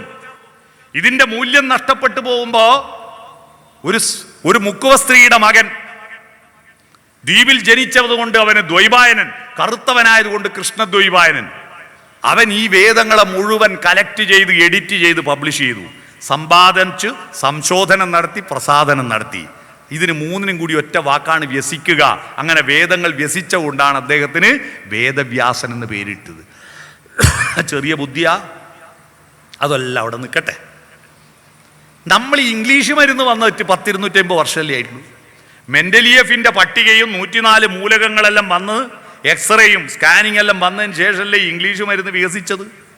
എന്നാൽ ഒരു ലാബറട്ടറിയും ടെസ്റ്റ് ട്യൂബും ഫണലും എക്സ്റേയും മൈക്രോസ്കോപ്പും ഇല്ലാത്ത കാലത്ത് നമ്മുടെ നാട്ടിലെ മരങ്ങളുടെയും ചെടികളുടെയും വള്ളികളുടെയും ഇലയും തൊലിയും പൂവും കായും വേരും വായിലിട്ട് ചവച്ചരച്ച് നോക്കിയിട്ട് ഇതായിരുന്നു ലാബറട്ടറി. ഇത് നമ്മളെ ഗുണമാണോ ക്ഷാരഗുണമാണോ എന്ന് കണ്ടെത്തിയിട്ട് ബാധത്തിന് പറ്റുമോ, പിത്തത്തിന് പറ്റുമോ, കഫത്തിന് പറ്റുമോ എന്ന് കണ്ടെത്തിയിട്ട് ആയിരക്കണക്കിന് കഷായം, അരിഷ്ടം, വടകം, ലേഖ്യം, ഗുളിക, തൈലങ്ങൾ ഉണ്ടാക്കി വെച്ച ചരകനും സുശ്രുതനും സഞ്ജീവിനിയും ചെറിയ ബുദ്ധിയാ? ആണോ? ചെറിയ ബുദ്ധിയല്ല. എന്നിട്ടും ഇതൊക്കെ എഴുതി വെച്ച നമ്മുടെ പുരാണങ്ങൾ ഇത്രയും ബുദ്ധിമാന്മാരുണ്ടായിട്ടും നമ്മുടെ രാജ്യം, പ്രധാനമന്ത്രി പറയാ 2045 ആവുമ്പോഴേക്ക് നമ്മൾ വികസിക്കും, അമേരിക്കേൻ്റെ അടുത്തെത്തും. എന്തേ? സിമ്പിളാ ഉത്തരം. സഹവീര്യം കരവാവഹൈ. അറിവിനെ പ്രായോഗികവൽക്കരിച്ചില്ല. പണ്ട് അറിവുള്ളവരൊന്നും ഒരു പണിയെടുക്കില്ല, എന്നാൽ പണിയെടുക്കുന്നവർക്ക് അറിവും കൊടുത്തില്ല. ഇതാ പ്രശ്നം. ഈ അറിവിനെയും അധ്വാനത്തെയും കൂട്ടിച്ചേർക്കണ്ടേ? പണിയെടുക്കണം. മനുഷ്യൻ അധ്വാനിച്ച് ജീവിക്കുന്നവനാ, ഉണ്ടാക്കി ഉണ്ണുന്നവനാ. ആകാശത്തിലെ കുരുവികൾ വിതയ്ക്കുന്നില്ല, കൊയ്യുന്നില്ല, അളന്നളന്ന് കൂട്ടുന്നില്ല. നമ്മൾ കൂട്ടിവെക്കുന്നു. വെള്ളരിക്കയും നവധാന്യങ്ങളും കണി കാണുന്നു, ഭാവിക്ക് വേണ്ടി സൂക്ഷിച്ചു വെക്കുന്നു. അതാണ് വിഷു. വിത്തിന്റെ ഉത്സവമാണ്. ഓണം കൊയ്ത്തിന്റെ ഉത്സവമാണ്. വിഷുപക്ഷി വേനൽക്കാലത്ത് വയലുകളിൽ പുതുമഴ പെയ്യുമ്പോൾ പുരുഷന്മാര് കൈക്കോട്ട് എടുത്തിട്ട്, കൈക്കോട്ട് എന്ന് പറഞ്ഞാൽ ഇവിടുത്തെ എന്താ, കൂന്താലിന്നോ തൂമ്പാന്നോ എന്താ പറയാ, ഞങ്ങൾക്ക് കൈക്കോട്ടാ. കൈക്കോട്ട് എടുത്തിട്ട് പോവും, വിത്തും എടുത്തിട്ട്. അമ്മ വയൽ വൃത്തിയാക്കാൻ വരമ്പത്ത് പോയി നിൽക്കും. അച്ഛനാണെങ്കിൽ അതിന് വളം എന്ന് പറയുന്നതൊരു രാസവളമൊന്നുമില്ല, വൃക്ഷത്തിന്റെ ഇല കൊണ്ടുവന്ന് കൊത്തിത്തറച്ചിടും, അതാണ് വളം. അപ്പൊ അച്ഛൻ കൊമ്പത്ത്, അമ്മ വരമ്പത്ത്, കള്ളം മുറ്റത്ത്, പാടി ചെമ്പോത്ത്, വിത്തും കൈക്കോട്ടും. മനസ്സിലായോ? ആ വിത്ത് കണി കാണുന്നതാണ് വിഷു. ആ വിത്തിട്ട് പുതുമഴ പെയ്ത് പൊട്ടിച്ചെനച്ച് വളർന്നിരിക്കുന്ന ആ നെൽക്കതിരുകൾ മിഥുനത്തിലും കർക്കിടകത്തിലുള്ള പേമാരിയിൽ കുളിച്ച് ചിങ്ങമാസമാകുമ്പോഴേക്ക് കൊയ്ത്തിനൊരുങ്ങി നിൽക്കുമ്പോൾ ഓണം വരും അല്ലേ? കൊയ്ത്തുത്സവമാണ് ഓണം, വിത്തുത്സവമാണ് വിഷു. വിഷു ഓണവും എന്ന് പറയുന്ന ഒരു മതപരിവേഷമുള്ള ഉത്സവമല്ല, കാർഷിക ഉത്സവമാണ്. ലോകത്ത് മറ്റൊരാൾക്കും ഇങ്ങനൊരു ഉത്സവമില്ല. കൃഷിയുമായി ബന്ധപ്പെട്ട ഉത്സവമാണ് ഓണവും വിഷു. സൂക്ഷിച്ചു വെക്കണം, ഈ പ്രക്രിയ നടത്തണം. അതുകൊണ്ട് സഹവീര്യം കരവാവഹൈ, ഇത്രയും 3 കാര്യം ചെയ്യുമ്പോൾ നമ്മുടെ മനസ്സിലൊരു പ്രകാശം വരും. തേജസ്വിനാവധീതമസ്തു. ഇത് വന്നാ പിന്നെ നമ്മൾ ഭക്തനായി. ഭക്തനായി. എന്താ ഭക്തൻ എന്ന വാക്കിന്റെ അർത്ഥം? ഭക്തൻ എന്ന വാക്കിന്റെ അർത്ഥം ഭാ എന്ന് പറഞ്ഞാൽ ശോഭ എന്നാ, പ്രകാശം. ഉള്ളിൽ പ്രകാശമുള്ളവൻ ഭക്തൻ. ചന്ദനം തൊട്ടവൻ, ഭസ്മം തൊട്ടവൻ, വഴിപാട് കഴിപ്പിച്ചവനൊന്നും ഭക്തനല്ല. ഉള്ളിൽ വെളിച്ചമുണ്ടോ നിങ്ങൾ ഭക്തനാവും. അതാ തേജസ്വിനാവധീതമസ്തു മാ വിദ്യുഷാവഹൈ. ഈ വെളിച്ചം ഉള്ളിലുണ്ടായ പിന്നെ ഒരാളോട് വിദ്വേഷം ഉണ്ടാവരുത്. നിങ്ങളുടെ ഉള്ളിൽ വിദ്വേഷമുണ്ടോ അപ്പൊ നിങ്ങൾ ഭക്തനല്ല. അസൂയുണ്ടോ ഭക്തനല്ല. വെറുപ്പുണ്ടോ ഭക്തനല്ല. സ്നേഹമുണ്ടോ ഭക്തനാണ്. കാരുണ്യമുണ്ടോ ഭക്തനാണ്. ആ ഭായിലേക്ക് ഗമിക്കാൻ വേണ്ടിയിട്ട് നമ്മളെ പ്രേരിപ്പിക്കുന്നവൻ ഭഗവാൻ. ഗ എന്ന് പറഞ്ഞാൽ പോവുക, ഗംഗ എന്ന് പറഞ്ഞാൽ എന്താ? ഗം എന്ന് പറഞ്ഞാൽ പോയത്, ഗ എന്ന് പറഞ്ഞാൽ പോകുന്നത്, ഗംഗ എന്ന് പറഞ്ഞാൽ പോയ വഴിയെ പോകുന്നത്, ഒഴുകിയ വഴിയെ ഒഴുകുന്നത് കൊണ്ടാ ഗംഗ എന്ന് പേര് വന്ന്. ഗ എന്ന് പറഞ്ഞാൽ പോവുക. ഉദ്യോഗം എന്താണ്? ഉദ് മേലോട്ട്, ഗം ഗമിക്കുക. ഒരു സമൂഹത്തെ മേലോട്ട് കൊണ്ടുപോകാനുള്ള സ്ഥാനത്തിരിക്കുന്നവൻ ഉദ്യോഗസ്ഥൻ. പിടികിട്ടിയോ ഉദ്യോഗസ്ഥൻ എന്ന വാക്കിന്റെ അർത്ഥം? അപ്പോ ഭഗവാൻ എന്ന് പറഞ്ഞാൽ ഭായിലേക്ക് ഗമിക്കാൻ നമ്മളെ പ്രേരിപ്പിക്കുന്നവൻ ഭഗവാൻ. ആ ഭായിലേക്ക് ഗമിക്കാൻ വേണ്ടിയാ ഇവിടെ വന്നിട്ട് തിരിച്ചു പോകുമ്പോൾ ഉള്ളിൽ വെളിച്ചം ഉണ്ടാവണം. വെളിച്ചം ഉണ്ടാവണം. അമ്പലത്തിൽ പോയി തൊഴാറില്ലേ? നമസ്തേ നമസ്തേ എന്നല്ലേ തൊഴുന്നത്? നമസ്തേ എന്ന് പറയുമ്പോൾ എന്നേക്കാൾ വലുത് നിങ്ങളാന്നല്ലേ? ദൈവമല്ലേ വലുത് അല്ലേ? ഞാൻ എന്ന് പറഞ്ഞാൽ അല്ല എന്നല്ലേ? നോ എന്നല്ലേ? മാ എന്ന് പറഞ്ഞാൽ ഞാനാന്നല്ലേ? നമാന്ന് പറഞ്ഞാൽ ഞാനല്ല, പിന്നെ ആരാ? തേ, നീയാ വലുത്. അതാ നമസ്തേ. നമസ്തേ എന്ന് പറഞ്ഞാൽ എന്നേക്കാൾ വലുത് നിങ്ങളാന്നാ. അപ്പൊ കയ്യിലെ പ്രധാനപ്പെട്ട വിരൽ പെരുവിരലല്ലേ? തള്ള വിരലല്ലേ? ലൈക്ക് അടിക്കുന്ന വിരൽ ഇതല്ലേ? അപ്പൊ ദൈവം അല്ലേ വലുത്? അപ്പൊ ഇങ്ങനെയല്ലേ തൊഴണ്ടേ ശരിക്ക്? ആ വിരൽ അങ്ങോട്ട് ചൂണ്ടണ്ടേ? പിന്നെ എന്താ ഇങ്ങനെ തൊഴുന്ന? തൊഴുന്നതിന്റെ അർത്ഥം എന്താ? തൊഴുന്നതിന്റെ അർത്ഥം ദൈവത്തിന് നിവേദനം കൊടുക്കലല്ല. തൊഴുന്നതിന്റെ അർത്ഥം ശ്രീകോവിലിൽ കത്തിച്ചു വെച്ചിരിക്കുന്ന വെളിച്ചത്തെ എൻ്റെ ഹൃദയത്തിലേക്ക് ഏറ്റുവാങ്ങല.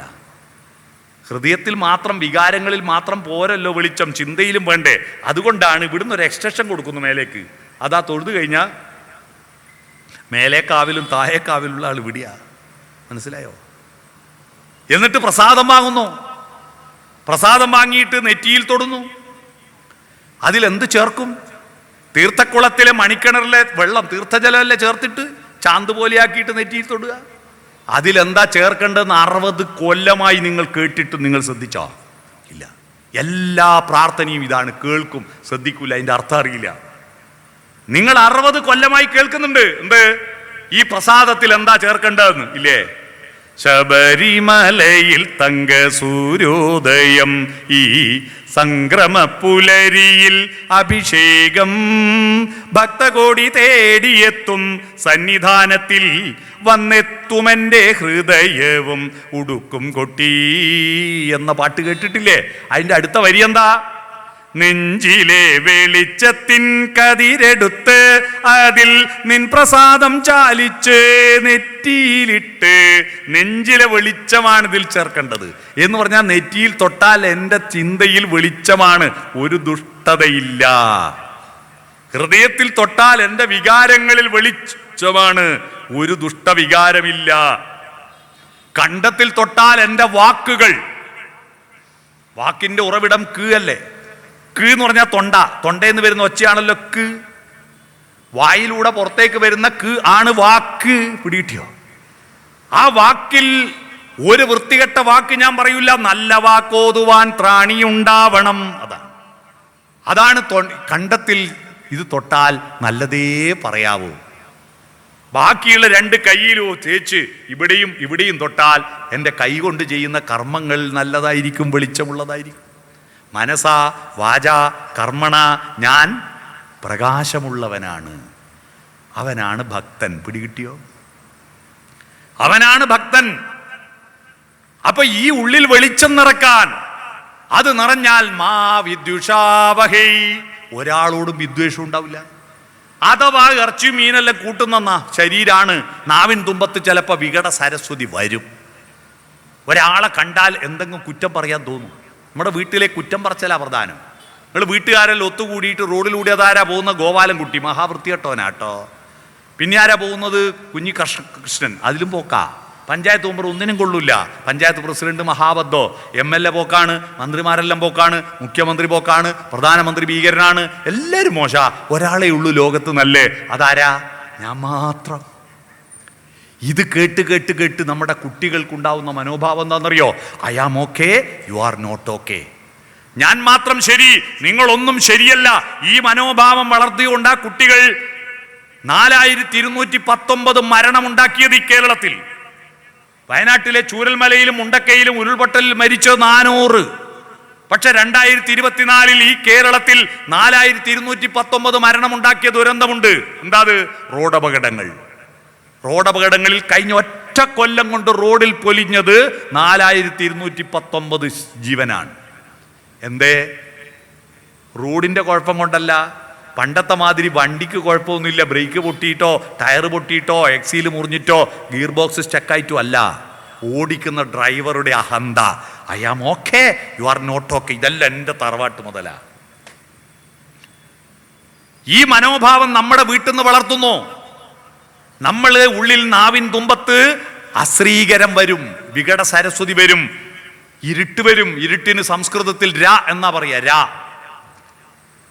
അതുകൊണ്ട് രാവ് രാത്രി എന്നൊക്കെ പറയുന്നത് ഇരുട്ടുള്ളത് കൊണ്ടാണ്. നാവിൻ തുമ്പത്ത് ഇരുട്ട് വന്നാൽ അതിനെ പുറത്ത് കളയാൻ ഒരു സൂത്രമുണ്ട്, അറിയാവോ? അതിനെ പുറത്ത് കളയാൻ ഒരക്ഷരമുണ്ട് മലയാള ഭാഷയിൽ. ആ അക്ഷരത്തിന്റെ പേര് മഹാപ്രാണം എന്നാണ്. മഹാപ്രാണം എന്ന അക്ഷരം സംസ്കൃതത്തിലും മലയാളത്തിലും ഉണ്ടാകും. ആ മഹാപ്രാണം അക്ഷരത്തിന്റെ പേരറിയുന്ന ആരും മലയാളികളുണ്ട് ഇവിടെ? മലയാള ഭാഷയിലെ മഹാപ്രാണം എന്ന അക്ഷരം അറിയുന്ന ആരും ഉണ്ടോ? മലയാളികളാരും ഇല്ലേ? എല്ലാ ഇതര സംസ്ഥാന തൊഴിലാളികളെ കൊണ്ട് ഇരുത്തിയതാണോ ഇവിടെ? ചേട്ടാ, നമ്മുടെ അക്ഷരങ്ങള് ശ്വാസകോശത്തിൽ നിന്ന് വായു പുറത്തേക്ക് വരുമ്പോൾ തൊടാതെ പുറത്തേക്ക് വിടുന്നത് സ്വരം. ഇംഗ്ലീഷിൽ വവൽസ് 5 ഉള്ളൂ, AEIOU. നമുക്ക് 15 ഉണ്ട്. കാരണം നമുക്ക് ഓരോ വവൽസിനും വവൽസും അതിൻ്റെ നീർഘവും അതിൻ്റെ മടക്കും ഉണ്ട്. ആന്നുണ്ട്, ഈന്നുണ്ട്, ഊന്നുണ്ട്. അതിൻ്റെ ഇടയിൽ മൂർക്കം പാമ്പിൻ്റെ കഴുത്തിൽ ഒരു അക്ഷരം കൂടി കയറി വരും. മൂർക്കം പാമ്പിൻ്റെ കഴുത്തിലുണ്ടല്ലോ ഒരു ചിഹ്നം, അത് കഴിഞ്ഞിട്ട് ഏന്നുണ്ട്, അതിനൊരു മടക്ക് ഐ. ഓന്നുണ്ട്, അതിനൊരു മടക്ക് ഔ. പിന്നെ പൂട്ടലും തുറക്കലും ആ. ഇതാണ് സ്വരം. 15 പിടികിട്ടിയോ? 15 സ്വരം. പിന്നെയോ ഈ സ്വരം കണ്ടെത്തി മുതൽ ചുണ്ട് വരെ വിവിധ സ്ഥലങ്ങളിൽ നിന്ന് തടഞ്ഞ് പുറത്തേക്ക് വിടുന്ന വ്യഞ്ജിപ്പിക്കുന്നത് വ്യഞ്ജനം. കണ്ടത്തിൽ വ്യഞ്ജിപ്പിക്കുന്നത് കാക്ക ഗാക്കാങ്ങ കണ്ഠ്യം. അണ്ണാക്കിൽ വ്യഞ്ജിപ്പിക്കുന്നത് അണ്ണാക്കിന് താലെന്നറിയും താലവ്യം ചാച്ചാ ജാച്ചാഞ്ഞ. അണ്ണാക്കിന്റെ മൂർധാവിൽ നാവ് കുത്തി വ്യഞ്ജിപ്പിക്കുന്ന മൂർധന്യം ടാട്ടാ ഡാട്ടാണ്ണ. നാവിന്റെ അറ്റം പല്ലുമ്മത്തൊട്ടിൽ ദന്തത്തിൽ തൊട്ട് വ്യഞ്ജിപ്പിക്കുന്ന ദന്ത്യം താത്താ ദാത്താന്ന. ചുണ്ട് കൂട്ടി തുറന്നിട്ട് വ്യഞ്ജിപ്പിക്കുന്ന ഓഷ്ടം ചുണ്ട് ഓഷ്ട്യം പാപ്പാ ബാപ്പാമ്മ. 5 25, നേരത്തെ 15 40. പിന്നെ അമ്മമാരുടെ 4 അക്ഷരമുണ്ട്. അമ്മമാരുണ്ടാക്കിയ 4 അക്ഷരം അറിയാവോ? അത് നിങ്ങളുടെ സ്വന്തം മധ്യമാക്ഷരങ്ങൾ. അത് അമ്മയായിട്ട് വന്നോ? ഈ കുട്ടീനെ ഉറക്കാൻ വേണ്ടി ഉപയോഗിക്കുന്ന അക്ഷരം അത്. കുട്ടീനെ ഉറക്കുമ്പോൾ ഈ ഊ മതിയോ? കുട്ടിക്ക് സ്വഞ്ജനം വേണ്ടേ? പക്ഷെ കാക്കാ കാങ്ങാന്ന് പാട്ട് പാടിയാൽ കുട്ടി ഉറങ്ങുമോ? ശബ്ദത്തിൻ്റെ പരുക്കൻ ശബ്ദം കേട്ടിട്ട്. അതുകൊണ്ട് അമ്മമാരൊരു സൂത്രം, സ്വരവും പറ്റൂല വ്യഞ്ജനവും പറ്റൂല, അതിൻ്റെ മധ്യത്തിൽ 4 അക്ഷരം യാരാലാവ. അതും താരാട്ടുപാട്ടുമായിട്ടുള്ള ബന്ധവും. തമിഴന്മാരുടെ താരാട്ടുപാട്ടിൽ യാ യാ യാ യാ യാ പ്രധാന. നമുക്കോ രാരീരം രാരോ രാ ലാ ലാ ലാ ലാ ലാ ലാ ലാ ലാ ലാ ലാ ലാ ലാ ലാ ലാ ലാ ലാ ലാ വാവേ വാവം വാവോ വാ. യാരാലാവ മനസ്സിലായോ? അപ്പം 40 4 44. ഇനി ഊഷ്മാക്കൾ സംസ്കൃതത്തിൽ നിന്ന് വന്ന 3 അക്ഷരം ഷ ഷ സ. ഊഷ്മാക്കൾ 44 3 47. ഇനിയാണ് ശ്വാസകോശത്തിന്റെ അടിയിൽ നിന്ന് പുറപ്പെടുന്ന ഗ എന്ന അക്ഷരത്തെ ഘ ആക്കുന്ന, ഡ എന്ന അക്ഷരത്തെ ധ ആക്കുന്ന, ബ എന്ന അക്ഷരത്തെ ഭ ആക്കുന്ന മഹാപ്രാണം ഹ. മനസ്സിലായോ? മഹാപ്രാണമഹ. ഈ മഹാപ്രാണം വന്നിട്ട് നാവിൻ തുമ്പത്തുള്ള ഇരുട്ടിനെ പുറത്തേക്ക് തള്ളിയിടുന്ന ഒരു പ്രക്രിയ ഉണ്ട്, അറിയാവോ? അതാണ് ഹരേ. പിടികിട്ടിയോ? എന്തെങ്കിലും തോന്നിയാസം വരുമ്പോൾ ഒറ്റ മന്ത്രം ഹരേ. പക്ഷെ പിന്നെയും തോന്നിയാസം വരും. ഈ ഉള്ളിൽ അന്ധകാരം ഉണ്ടെങ്കിൽ നാവിൻ തുമ്പത്തേക്ക് അരിച്ചരിച്ച് വരും. ആ ഉള്ളിലുള്ള അന്ധകാരത്തെ കൂടോടെ പുറത്തള്ളാനൊരു സൂത്രമുണ്ട്, അറിയാവോ? ഉള്ളിലുള്ള അന്ധകാരത്തെ മൊത്തം പുറത്തേക്ക് തെറിപ്പിക്കാൻ ഒരു സൂത്രം. രാച്ഛബ്ദോച്ചാരണ മാത്രേണ മുഖാൻ നിര്യന്തിപാതക പുനഃപ്രവേശ ഭീര്യാജ മകാരശ്ച കവാടവേൽ. രാ എന്നുച്ചരിക്കും വേളയിൽ എല്ലാ പാപങ്ങളും പുറത്തു പോകുന്നു. പുറത്തുപോയ പാപങ്ങൾ തിരിച്ചകത്ത് പ്രവേശിക്കാതിരിക്കാൻ മ എന്ന് വയപുട്ടണം. അതാ രാമ. അപ്പോൾ ഹരേ രാമ എന്ന് ജപിക്കുന്നത് ദൈവത്തിന് വേണ്ടിയോ നമുക്ക് വേണ്ടിയോ? നിങ്ങൾ പ്രാർത്ഥിച്ചത് കൊണ്ട് ദൈവത്തിനൊരു നേട്ടവും ഇല്ല. നിങ്ങൾ പ്രാർത്ഥിക്കാത്തത് കൊണ്ട് ദൈവത്തിനൊരു കോട്ടവും ഇല്ല. 2 കൊല്ലം ഒരു അമ്പലവും തുറന്നില്ലല്ലോ കോവിഡ് കാലത്ത്, ലോക്ക്ഡൗണിൽ. എന്നിട്ട് അവസാനം കോവിഡ് നീങ്ങി ലോക്ക്ഡൗൺ പിൻവലിച്ചിട്ട് നട തുറന്നപ്പോ എല്ലാ ദൈവങ്ങളും തളർന്നു വീണിരുന്നോ? ഇല്ലല്ലോ. നിങ്ങളുടെ പ്രാർത്ഥന ആർക്ക് വേണ്ടിയാ? നിങ്ങളുടെ ഉള്ളിൽ ഒരു ദൈവമുണ്ട്. നിങ്ങളുടെ ഉള്ളിൽ തത്വമസി, അത് നിന്റെ ഉള്ളിലുണ്ട്. അതിനെ ശക്തിപ്പെടുത്താനാണ്. അതിനെ ശക്തിപ്പെടുത്താൻ, അതാണ് പ്രാർത്ഥിക്കുന്നതിൻ്റെ അർത്ഥം. നമ്മുടെ ഉള്ളിലുള്ള ദൈവശക്തി ഉണർത്തണം. അത് ഉണർത്തിയെടുക്കാൻ വേണ്ടിയിട്ടാണ് മന്ത്രങ്ങളും പ്രാർത്ഥനകളുമെല്ലാം. ആ ദൈവിക ശക്തി ഉണർന്നു കഴിഞ്ഞാൽ എന്നിലും നിന്നിലുള്ള ഈ ദൈവശക്തി 2 അല്ല, 1 ആണെന്ന് മനസ്സിലാവും. 2 ഇല്ല, അദ്വൈതമാണ്. ദ്വൈതം 2, അദ്വൈതം 2 ഇല്ല. ഹിന്ദുവിനും മുസൽമാനും ക്രിസ്ത്യാനിയിലും എല്ലാം ഉള്ള ശക്തി ഒന്നല്ലേ ഉള്ളൂ. കാരണം ദശാവതാര കഥകൾ ഇവിടെ പറഞ്ഞില്ലേ? എന്താ ദശാവതാരം? ജീവന്റെ ഉൽപ്പത്തിയും വികാസമാണ്. ജീവന്റെ ഉൽപ്പത്തിയും വികാസമാണ്. ആദ്യത്തെ അവതാരം വെള്ളത്തിലുണ്ടായ മീനല്ലേ? ജീവൻ ഉണ്ടായത് വെള്ളത്തിലല്ലേ? ദേവി കന്യാകുമാരി എന്ന് പറഞ്ഞൊരു സിനിമ ഉണ്ടായിരുന്നു, പണ്ടത്തെ സിനിമ. ആ സിനിമയിൽ മാധുരി പാടി അതിമനോഹരമായ ഒരു പാട്ടുണ്ട്, കണ്ണാന്ന് പറഞ്ഞിട്ട്. കേട്ടിട്ടുണ്ടോ? പഴയ പാട്ടുകളുടെ പ്രത്യേകത നല്ല വരികളും നല്ല ഈണവുമായിരിക്കും, പക്ഷെ സിനിമാ രംഗം മഹാബദ്ധായിരിക്കും. എനിക്ക് ഏറ്റവും ഇഷ്ടപ്പെട്ട സിനിമാ പാട്ട് ഇവിടെ ഇനി പ്രസംഗിക്കാൻ പോകുന്ന ശ്രീകുമാരൻ തമ്പി എഴുതിയ ആറാട്ടിനാന കേളെഴുന്നള്ളി ആഹ്ലാദ സമുദ്രം അല തല്ലി ആറാട്ടിനാന കേളെഴുന്നള്ളി ആനന്ദ ഭൈരവി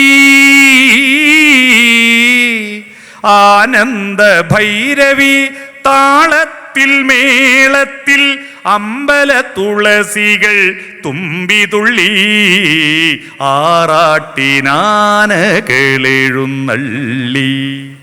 ആനന്ദഭൈരവി രാഗത്തിലാണ് ആ പാട്ട് ചിട്ടപ്പെടുത്തിയത്. ആ പാട്ട് കേൾക്കുമ്പോൾ നമ്മുടെ മനസ്സിൽ ഒരു ഉത്സവം, ആറാട്ട്, ആനകൾ, ഭയങ്കര മുത്തുക്കുട, വെഞ്ചാമരെല്ലാം ചേർന്നിട്ടുള്ള ഒരു ഭയങ്കര അന്തരീക്ഷം, ഒരു വൈബില്ലേ? ആ വൈബ് നേരിട്ട് കാണാൻ വേണ്ടിയാണ് സിനിമ. ശാസ്ത്രം ജയിച്ചു മനുഷ്യൻ തോറ്റു എന്നുള്ള സിനിമയിലാന്ന് തോന്നുന്നു. ആ സിനിമയിൽ ഞാൻ രംഗം ഡൗൺലോഡ് ചെയ്ത് നോക്കുമ്പോഴാണ് എൻ്റെ എല്ലാ പ്രതീക്ഷയും നശിച്ചുപോയി. നസീറും ജയഭാരതിയും ഒരു മരത്തിൻ്റെ ചോട്ടിൽ നിന്നിട്ട് കയ്യും പിടിച്ചിട്ട് ആറാട്ടിനാനകൾ, ഒരാനയും ഇല്ല, ഒരാറാട്ടും ഇല്ല, ഒരാനന്ദ ഭൈരവിയും ഇല്ല. ഇതാണ്. എന്നാൽ പാട്ടുപോലെ സുന്ദരമായ ഒരു രംഗമാണ്. നിങ്ങൾ ആ രംഗം കണ്ടു നോക്കുക. ഒരു കട്ടമരം തുഴഞ്ഞിട്ട് കന്യാകുമാരി ഇങ്ങനെ കടലിലൂടെ, അന്ന് ഈ ക്യാമറ ട്രിക്കൊന്നും ഇല്ലാത്ത കാലത്താണ് കടലിൽ നിന്ന് ചിത്രീകരിച്ച രംഗം. കണ്ണാലില കണ്ണാ പാലാഴിത്തീരയിലൊഴുകും ആലില കണ്ണാ ഞാനൊരു കന്നിമുക്കുവ പെണ്ണ്, എൻ്റെ തോണിയിലെ പൊന്നു വേണോ പൊന്ന് എന്ന് പറഞ്ഞൊരു പാട്ടുണ്ട്. ആ പാട്ടിലെ ആദ്യത്തെ അനുപല്ലവി എന്താണെന്നറിയോ? നീ പണ്ടൊരു പൂത്തിമിങ്കിലമായി അന്ന് നിന്റെ യൗവനം തുഴഞ്ഞു വന്ന നീരാഴി. വിഷ്ണുവിൻ്റെ ആദ്യത്തെ അവതാരം മത്സ്യത്തെ പറ്റിയാ പറയുന്നത്. വെള്ളത്തിലുണ്ടായ ജീവൻ പിന്നെ കരയിലും വെള്ളത്തിലുമായിട്ട് ജീവിക്കാൻ തുടങ്ങി, ഉഭയജീവി. അതാ ആമ, കരയിലും ജീവിക്കും വെള്ളത്തിലും ജീവിക്കും. കൂർമാവതാരം. പിന്നീട് കരയിലെ പന്നിയായി മാറി, കാട്ടിലെ മൃഗമായി മാറി. വരാഹം, പന്നി. പിന്നീട് മരത്ത് കയറുന്ന മുഖം കണ്ട സിംഹം, ഉടല് കണ്ട നരൻ, നരസിംഹമായി. പിന്നീട് മരത്തുനിന്ന് താഴത്തിറങ്ങി വാല് പോയി, ബുദ്ധി വെച്ചു. പ്രകൃതിയിലുള്ള വിഭവങ്ങൾ കൊണ്ട് ഒരു ഉപകരണം ഉണ്ടാക്കി. അതാണ് ഓലക്കുട. അതേന്തി വന്ന് അളക്കാൻ തുടങ്ങി. 3 അടി അളന്ന വാമനൻ എണ്ണാനും അളക്കാനും തുടങ്ങി. മനുഷ്യർ ഈ ഭൂമിയിൽ ഉണ്ടാകുന്നതിന് മുമ്പ് മഴവില്ലിന് 7 നിറം ഉണ്ടായിരുന്നു. പക്ഷെ അത് 7 എണ്ണം ഉണ്ട്. ആരും എണ്ണിയോ?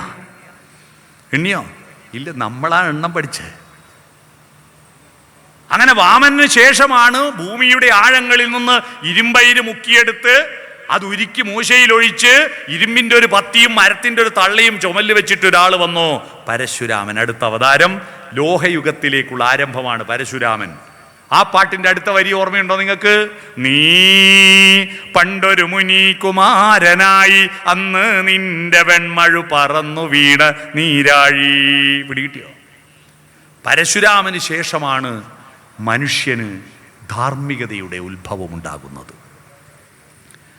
മൃഗങ്ങളെപ്പോലെ ഇണചേർന്ന് രമിക്കുന്ന മനുഷ്യനിൽ നിന്ന് വ്യത്യസ്തമായി ശരീരത്തിന്റെ ചോദനകളെ നിയന്ത്രിക്കാൻ ആരംഭിക്കുന്നു. അതാണ് മനുഷ്യൻ. നമ്മളൊരു കുട്ടിയെ, ആദ്യത്തെ ചടങ്ങെന്താ? ഒരു കുട്ടി ജനിച്ച ആദ്യത്തെ ചടങ്ങ് ഞങ്ങളുടെ നാട്ടിലൊക്കെ 28ാമത്തെ ദിവസം ആദ്യത്തെ ചടങ്ങ്. 28ന്റെ കണക്കെന്താ?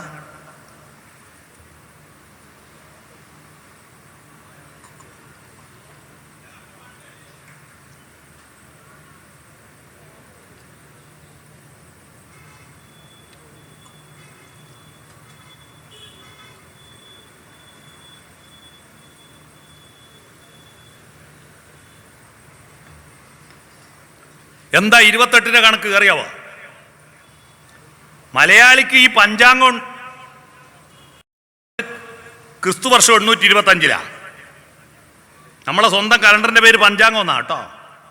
വിഷുപക്ഷിയെ കുറിച്ചിട്ട് പീലിയില പാടിയൊരു പാട്ടോർമ്മയുണ്ടോ? സംക്രമ വിഷുപക്ഷി സംവത്സര പക്ഷി പൊന്മണി ചുണ്ടിനാൽ കാലത്തിൻ ചുമരിലെ പുഷ്പപഞ്ചാംഗങ്ങൾ മാറ്റി. നീ എത്ര പുഷ്പപഞ്ചാംഗങ്ങൾ മാറ്റി. പഞ്ചാംഗം നമ്മുടെ സ്വന്തം. ഈ ചുമരുമ തൂക്കുന്ന കലണ്ടർ പോർച്ചുഗീസുകാർ കൊണ്ടുവന്ന നമ്മുടെ കലണ്ടർ പഞ്ചാംഗ. അത് കൊല്ലത്ത് വെച്ച് ഉണ്ടാക്കിയതാ 825-ാം ആണ്ടിൽ. അതുകൊണ്ടാ കൊല്ലവർഷം ഇപ്പോൾ എത്രയായി? 825-ഉം 2025 825 കുറച്ചാൽ 1200. ഇതേതാ കൊല്ലവർഷം? 1200. മനസ്സിലായോ? അതിനു മുമ്പ് നമുക്ക് ഡേറ്റ് ഇല്ല. നക്ഷത്ര അശ്വതി മുതൽ രേവതി വരെ 27 നക്ഷത്ര പിറന്നാളിലെ നമ്മൾ അധികാളും ഇവിടെ ഇരിക്കുന്ന ഒരു 50 വയസ്സ് കഴിഞ്ഞ മിക്കാക്കും 3 ദിവസം പിറന്നാൾ ആഘോഷിക്കാം. ഒന്ന് പഞ്ചായത്തിൽ മുനിസിപ്പാലിറ്റിയിൽ രജിസ്റ്റർ ചെയ്ത ഒറിജിനൽ ഇംഗ്ലീഷ് തീയതി. രണ്ടാമത്തത് മലയാള മാസവും നക്ഷത്രവും. മേടമാസത്തിൽ മകൻ നക്ഷത്രത്തിലെ എൻ്റെ അമ്മ പായസം വെക്കൂ. മൂന്നാമത്തത് LP സ്കൂളെ ഹെഡ്മാഷ് നിശ്ചയിച്ചു തന്ന തീയതി. സ്കൂളിൽ ചേർക്കാൻ പോകുമ്പോൾ ഒരു വിവരം ഉണ്ടാവില്ല, ഡേറ്റ് ഒന്നും ഒരു പിടിയുണ്ടാവില്ല. അപ്പൊ ജൂണിൽ ചേർക്കണമെങ്കിൽ മെയ് പെറ്റാലേ ജൂണിൽ ചേർക്കാൻ പറ്റൂ. അതുകൊണ്ട് മിക്ക കേരളത്തിൽ 80-ന് മുമ്പ് സ്കൂളിൽ ചേർത്ത ഭൂരിപക്ഷം കുട്ടികളുടെയും ഡേറ്റ് ഓഫ് ബർത്ത് മെയ് മാസമായിരിക്കും. എൻ്റെ മെയ് 4 ഹെഡ് മാഷ് നെട്ടൂർ കുഞ്ഞിരാം മാഷ് LP സ്കൂൾ മാഷ് നിശ്ചയിച്ചത് മെയ് 4. അതാ എൻ്റെ SLC ബുക്കിൽ. ഞാൻ ഫേസ്ബുക്ക് അക്കൗണ്ട് തുടങ്ങുമ്പോൾ ഡേറ്റ് ഓഫ് ബർത്ത് കൊടുക്കണ്ടേ? ഞാൻ മെയ് 4 കൊടുത്തു. ഇപ്പം മെയ് 3-ാം തീയതി രാത്രി ശുക്രണ്ണനെ അറിയാവോ? ഫേസ്ബുക്കിൻ്റെ മുതലാളി സുക്കംബർഗ് എൻ്റെ ഫേസ്ബുക്ക് ഫ്രണ്ട്സിനെല്ലാം നോട്ടിഫിക്കേഷൻ അയക്കും, നാളെയാണ് ഈ ചങ്ങാതിൻ്റെ ഡേറ്റ് ഓഫ് ബർത്ത്, ആശംസ അറിയിക്കുന്നുണ്ട്, അറിയിച്ചോന്നും ഓർമ്മിപ്പിക്കൂ. അപ്പോൾ മെയ് 4-ാം തീയതി എനിക്ക് ഇങ്ങനെ വരും, ഹാപ്പി ബർത്ത്ഡേ ഹാപ്പി ബർത്ത്ഡേ. ഞാൻ അത് മുഴുവൻ മരിച്ചുപോയ നെട്ടൂർ കുഞ്ഞിരാം മാഷയുടെ പാതാരവിന്ദങ്ങളിലേക്ക് ഫോർവേഡ് ചെയ്യും. കാരണം അത് അയാൾ നിശ്ചയിച്ച, ഞാനുമായിട്ടൊരു ബന്ധമില്ല. നക്ഷത്രമാണ് അശ്വതി മുതൽ രേവതി വരെ 27 നക്ഷത്രം. അപ്പോൾ ഒരു കുട്ടിയുടെ ജന്മനക്ഷത്രം ആദ്യം വരിക 28-ാമത്തെ ദിവസമല്ലേ? 28-ാമത്തെ ദിവസം. അന്ന് പേര് വിളിക്കും, അന്ന് പാലും കൊടുക്കും, അരയിലൊരു നൂലും കെട്ടും. എന്തിനാ ഈ നൂല് കെട്ടുന്നത്?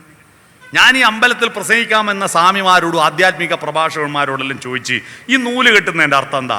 ഒരു മറുപടി ആരും പറഞ്ഞില്ല കേട്ടോ. എനിക്കൊരു മറുപടി, രസമുള്ളൊരു മറുപടി കിട്ടിയത് ഒരു വയോജന സംഗമം പ്രസംഗിക്കാൻ പോയപ്പോൾ അവിടുത്തെ ഒരു ടീച്ചർ പറഞ്ഞു, ഒരു സാവിത്രി ടീച്ചർ പറഞ്ഞു, നൂല് കെട്ടുന്നതിൻ്റെ അർത്ഥം ആരും പറഞ്ഞു തന്നില്ല. ഇല്ല, എന്നാൽ എനിക്ക് തോന്നുന്ന ഒരു അർത്ഥം പറഞ്ഞുതരാം. എന്താ? കുഞ്ഞിനെ ആരാ ഗർഭം ധരിക്കുന്ന? അമ്മ മാത്രമല്ലേ? പ്രസവിക്കുന്നതും അമ്മ മാത്രം, മുലയൂട്ടുന്നതും അമ്മ മാത്രം, കുളിപ്പിക്കുന്നതും അമ്മ മാത്രം, എല്ലാം അമ്മേൻ്റെ കസ്റ്റഡിയിൽ. അച്ഛൻ്റെ കൂടിയല്ലേ കുട്ടി. അപ്പോൾ അച്ഛനൊരു പ്രയാസവും പരാതിയും വേണ്ടാന്ന് വിചാരിച്ചിട്ട് 28-ാമത്തെ ദിവസം കുട്ടീനെ പാർട്ടീഷൻ ചെയ്ത് 2ആക്കി നടുക്കൊരതിരിടുന്ന, പകുതി അച്ഛന് പകുതി അമ്മക്ക്. അതിനായി ഈ അരയില നൂല് കെട്ടുന്നത്.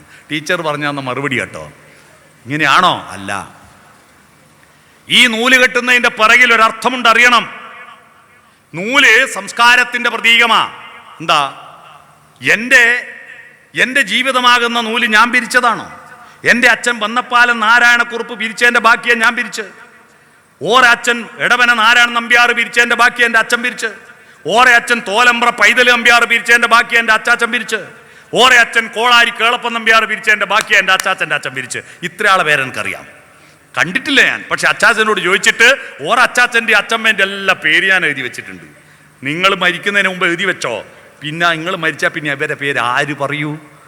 അതുകൊണ്ട് ഒരു നല്ല ഡയറിയിൽ എല്ലാ കുടുംബത്തിൽ അറിയുന്ന ആളെ പേര് എഴുതി വെച്ചിട്ട് മക്കൾക്ക് കൈമാറുന്ന നല്ല കേട്ടോ. എവിടെ നിന്നോ വന്നു ഞാനെന്ന് അറിയണ്ടേ കുട്ടികൾ? എന്നാലേ എവിടേക്കോ പോണു ഞാനെന്ന് അറിവുണ്ടാവൂ. മനസ്സിലായോ? അപ്പൊ തലമുറ പിരിച്ചുണ്ടാക്കുന്നതാണ് നമ്മുടെ സംസ്കാരം. അപ്പൊ നൂല് പോലെയ സംസ്കാരം.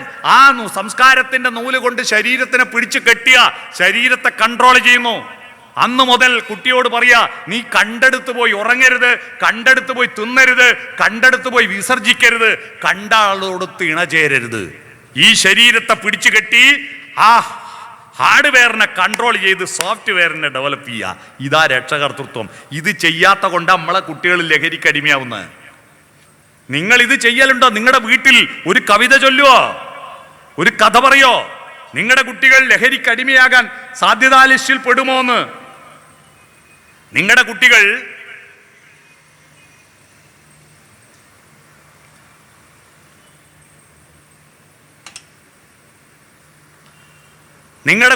ലഹരിക്ക് അടിമയാകാനുള്ള സാധ്യതാ ലിസ്റ്റിൽ പെടുമോന്ന് ഞാൻ 3 ചോദ്യം കൊണ്ട് ഉത്തരം പറഞ്ഞുതരാം. 3 ചോദ്യം. ഒന്ന്, സുനിത വില്യംസ് ബഹിരാകാശ യാത്രയിൽ അവിടെ കുടുങ്ങിപ്പോയി 9 മാസം കഴിഞ്ഞ് നാട്ടിൽ തിരിച്ചെത്തിയില്ലേ? അതിൻ്റെ വാർത്തകൾ പത്രത്തിലെല്ലാം വന്നു. നിങ്ങളുടെ വീട്ടിൽ നിങ്ങളുടെ മക്കളും കൊച്ചുമക്കളോടൊത്തിട്ട് ഈ വാർത്തയെക്കുറിച്ച് ഒരു ചർച്ച നടത്തി എത്ര ആളുണ്ട് വീട്ടിൽ നിന്ന്? ഒന്ന് കൈവയ്ക്കുക. ഒരു 5-6 ആളാ ചർച്ച നടത്തിയത്. നിങ്ങൾ എന്താ ചർച്ച നടത്തുന്നത്? രണ്ടാമത്തെ ചോദ്യം ഞാൻ നേരത്തെ പറഞ്ഞ കാര്യം. ക്ലോസറ്റ് കണി കാണുന്നതിന് പകരം പ്രഭാതത്തെ കണി കാണുന്ന വീടെത്രയുണ്ട്? ആ വീട്ടുകാരിലെ കുട്ടികൾക്ക് ലഹരിക്ക് അടിമയാകാനുള്ള സാധ്യത കുറയും. അവൻ പ്രകൃതിയുടെ സൗന്ദര്യ ലഹരി ആസ്വദിക്കും. മൂന്നാമത്തെ ചോദ്യം, ബിരിയാണി പുഴുങ്ങിയിട്ടും പാർസൽ വാങ്ങിയിട്ട് ഹോട്ടലിൽ പോയിട്ടും ബിരിയാണി വാങ്ങി കൊടുക്കും. എന്നാൽ കാസർഗോഡ് ഏച്ചിക്കാൻ എന്ന് പറയുന്ന ഒരു സ്ഥലത്തുള്ള ഒരു സന്തോഷുണ്ട്. ആ സന്തോഷ് ഉണ്ടാക്കിയ ഒരു ബിരിയാണി ഉണ്ട്. കഴിഞ്ഞ 10 കൊല്ലത്തിനിടയിൽ ഏറ്റവും കൂടുതൽ ആസ്വദിച്ച ബിരിയാണി ആ ബിരിയാണിയാണ്. സന്തോഷ് ഏച്ചിക്കാനത്തിൻ്റെ ബിരിയാണി കണ്ടവരെന്ന് കൈവക്ക്. 1, 2 ആളാണ് കണ്ടത്. കഴിഞ്ഞ 10 വർഷത്തിനിടയിൽ കേരളത്തിൽ ഏറ്റവും കൂടുതൽ ആളുകൾ വായിച്ച കഥയാണ് ബിരിയാണി എന്ന് പറഞ്ഞ കഥ. ആ കഥ വായിച്ച ഒരു കുട്ടിയും ഒരു വറ്റ് ദൂർത്തടിക്കില്ല. ഓണത്തിനും വിഷുവിനും പിറന്നാളിനും വിവാഹ വാർഷികത്തിനും നെയ്പായസം വെക്കൂലേ? എന്നാൽ മാധവിക്കുട്ടിയുടെ നെയ്പായസം ആസ്വദിച്ച എത്ര പേരുണ്ട്? ഒന്ന് കൈവെക്കൂ. അത് കുറച്ചും കൂടി ആളുണ്ട്. മാധവിക്കുട്ടിയുടെ നെയ്പായസം എന്ന് പറയുന്ന കഥ വായിച്ച ഒരു കുട്ടിയും തൻ്റെ അമ്മയെ വൃദ്ധമന്ദിരത്തെ കൊണ്ട് തള്ളില്ല. ഓച്ചിറ പരബ്രഹ്മ ക്ഷേത്രത്തിൽ ഉത്സവത്തിന് പ്രസംഗിക്കാൻ ഞാൻ പോയിരുന്നു.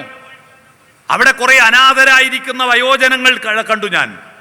പലരും ദൂരദേശത്ത് നിന്ന് നടതള്ളിപ്പോയതാണെന്ന് പറഞ്ഞു. നെയ്പായസം എന്ന കഥ വായിച്ച ഒരാൾക്കും കഴിയില്ല, ഒരു കുട്ടിക്കും കഴിയില്ല തൻ്റെ അമ്മയെ വൃദ്ധമന്ദിരത്തിൽ തള്ളാൻ. എന്താ മാതാവെന്ന് കുട്ടി ഫീൽ ചെയ്യും. നമ്മുടെ ശരീരത്തെ വളർത്തലല്ല പരശുരാമന് ശേഷം ശ്രീരാമന്റെ കഥ എന്താ? അതുവരെ ശരീരത്തിന് ഇഷ്ടം പോലെ ഇണചേരാം. ഒരു പെണ്ണിന് എത്രയും ഭർത്താക്കന്മാരാവാം, ഒരു ഭർത്താവിന് എത്രയും ഭാര്യമാരും ആകാം. അതിൽ നിന്ന് ദശരഥനിലേക്ക് എത്തുമ്പോ മൂന്നായി ചുരുങ്ങി കൗസല്യ, കൈകേയി, സുമിത്ര മാത്രമായി. രാമനിലെത്തുമ്പോഴേക്ക് ഒരേ ഒരു ഭാര്യ. അഗ്നിസാക്ഷിയായി പാണിഗ്രഹം ചെയ്തിരിക്കുന്ന ആ ഭാര്യയെ, ആ പെണ്ണിനെ 10 തലയുള്ളവൻ വന്ന് മോട്ടിച്ച് കടലിൻ്റെ അപ്പുറത്ത് കൊണ്ടുപോയി. ഒരു വിവരമില്ല, എങ്ങോട്ടാ കൊണ്ടുപോയി ഒരു വിവരമില്ല. എന്താ രാമൻ ചെയ്യേണ്ടത്? ഒരു വിവരമില്ല. എന്താ ഇപ്പൊ ഇനി പോട്ടെ.